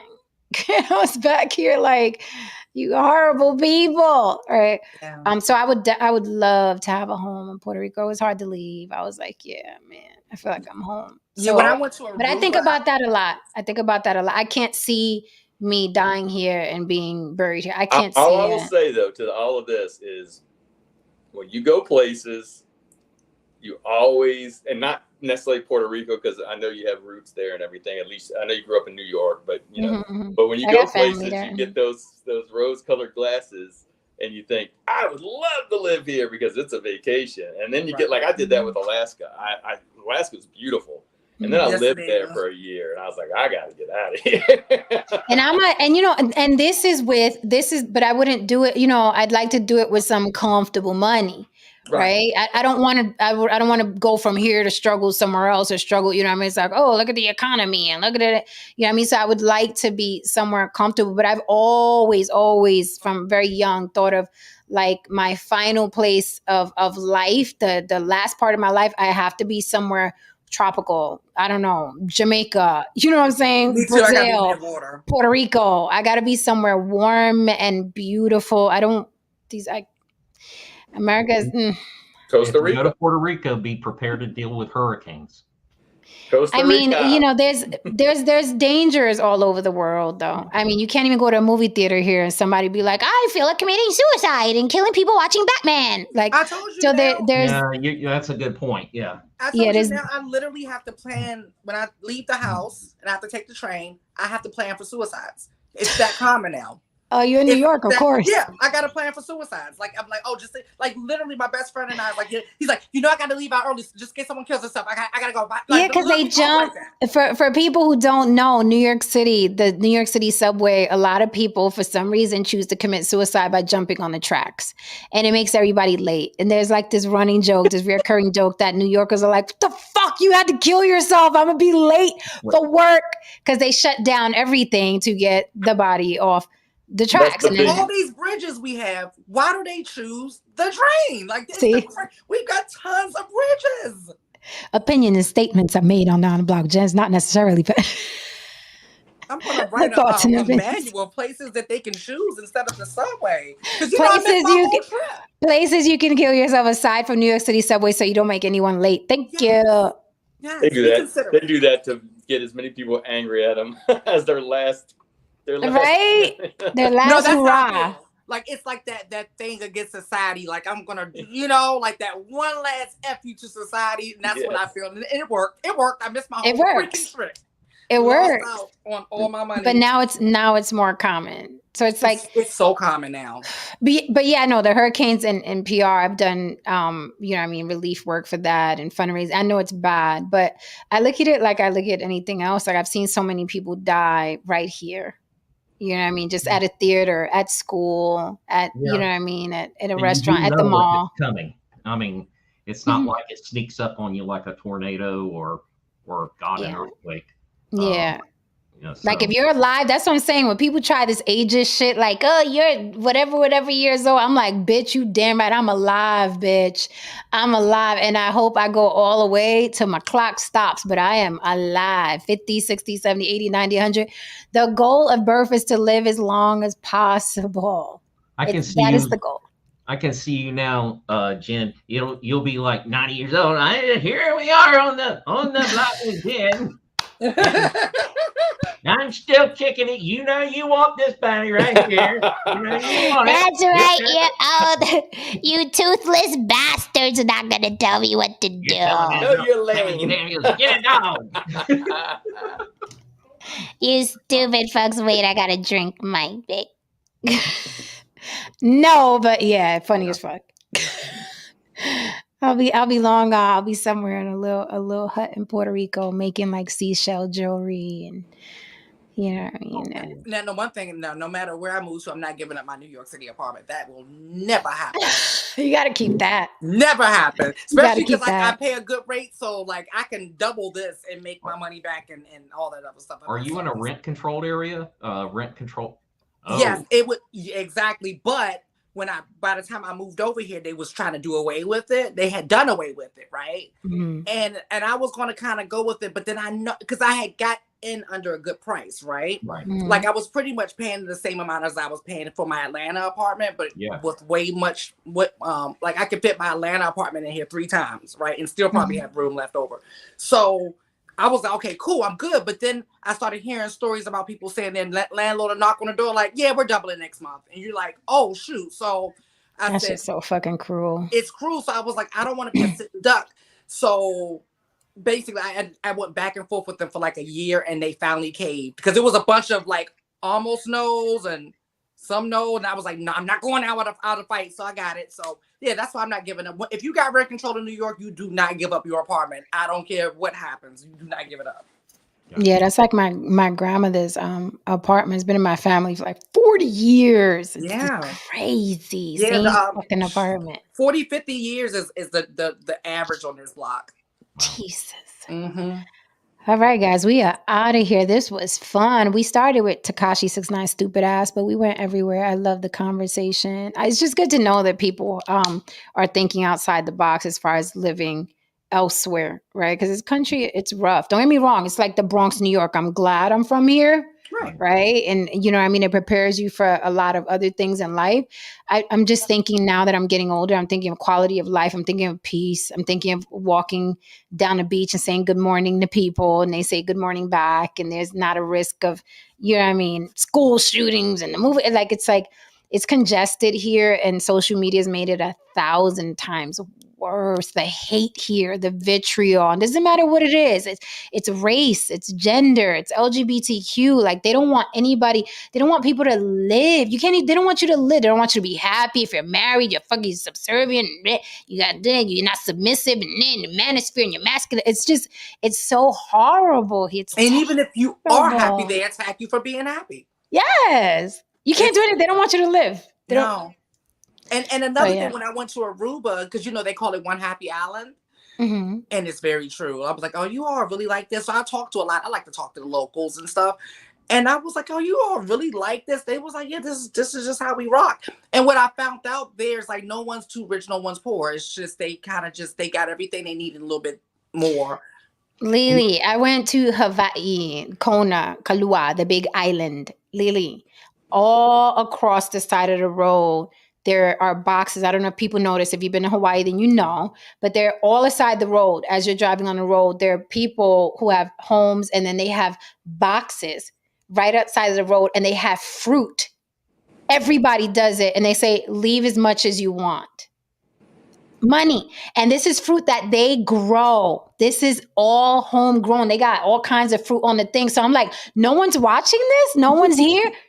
No one, Lily. Everybody has this fresh, beautiful Hawaii fruit, and there's a sign on all of them. And some of them decorate their boxes different way, but all the signs are the same. Like, leave whatever money you can and take what you want. And I was like, oh my God, this is how other people live. And when you see that, because I've seen that in places, that's when you realize shit's fucked up and it doesn't have to be like that. That's when you see Right. that there's a possibility, there's a world that doesn't exist. Like that's why I encourage people to travel. And even if you don't have the money to travel, you all, because I'm not one of those people who's like, oh, like, you know, like I used to joke about Oprah. She's like, listen, if you're ever feeling stressed, just go get you a private island, okay? And what you're gonna do is you're gonna buy you, you know, you're gonna get you a chef and a maid, and what they're gonna do is you're like, oh, but Oprah can't, you know. So listen, if you don't have the money to travel, it's okay. We're fortunate today when we have these things. Travel through here. Go like just go on different places and see how people live. Get under, like, expand your mind, expand your horizons to know that there's other possibilities than what we're being bombarded with every day. So yeah, for sure. And that's what I do on social media. I started unfollowing a lot of channels where I was like, who are you, mother? And I started following travel pages that have a lot of beaches, surfing, whales, dolphins. Like I just started following people that are into, I follow this little family that they travel all over the world. They live out of a van. That woman's life is like, her life gives me life when I see her. She lives out of a van and they just travel.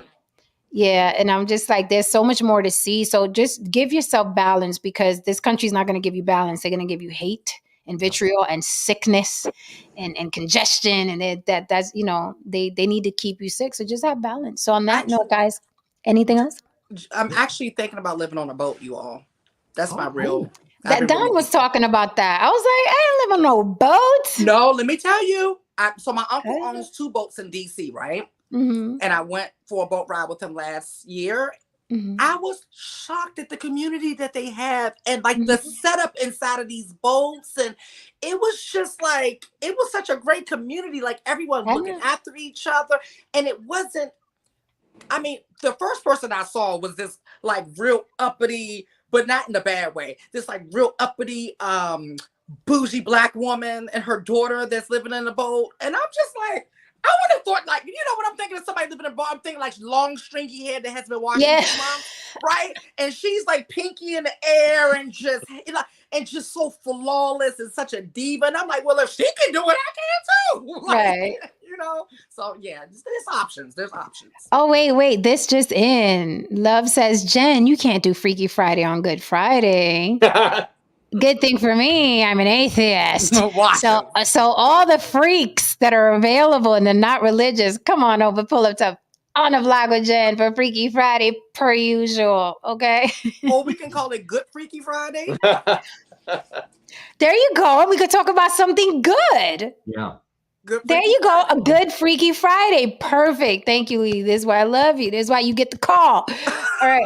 It'll be Good Freaky Friday. Or we'll talk about something good. We don't have to talk about ass cracks and titties tomorrow. We can talk about something good. There you go. I think that's good, though.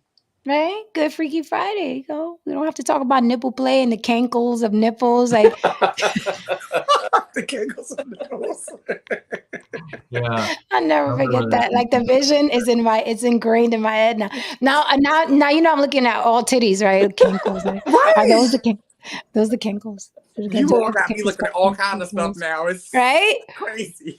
The things we learn here. Woo. All right, guys. So throw in a circle for Saint Easter. Thank you for holding me down in the chat. Thank you for the super chats. Thank you, guys. Love seeing you as per usual. Come by tomorrow. I'll keep it light for all the holy folk. Keep it as light as I can. Don't forget, if you're lurking and watching, April 15th, prepare to be sick of me because we're going to be talking about this till it happens. April 15th is our Black Talent Battle. If you have a talent, you want to share it with us, we do. We are giving a cash prize. April 15th, cam up, show us your talent for 2 minutes.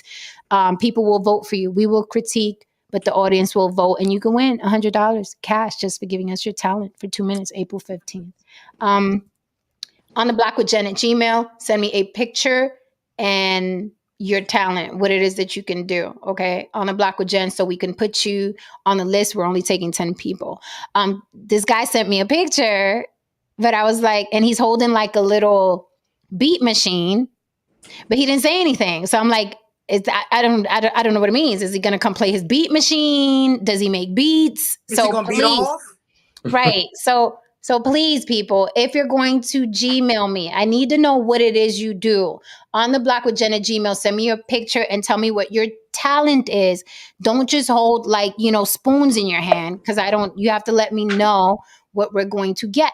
Okay. And then you could possibly get $100 cash. Thank you so much for the last super chat of the night. Don Lamont says, hit the like button, and please do that for me on your way out. Hit that like and subscribe. Hope you enjoyed. We went a little all over the place, but tonight was going to, I knew we were going to kind of freestyle tonight. And I'm glad that we did. I feel good about it. I love you guys so much. Good night. All right. Good night. All right, guys, hit that like and subscribe for me, por favor. I appreciate you. Thank you for being here. Don't forget, it also helps me if you leave comments in the algorithm for me. Leave the comments for the algorithm, right, in my comment section. Don't forget, On the Block with Jen on all social media platforms. And we're looking forward to seeing you April 15th here for Black Talent Battle. And if it's not you, let your talented friends know. Come on up here and give it to us, all right? We will judge, and then you may win. All right. Love, you're crazy. I see your comment. All right, guys. Good night. See you mañana. Bronx, stand up.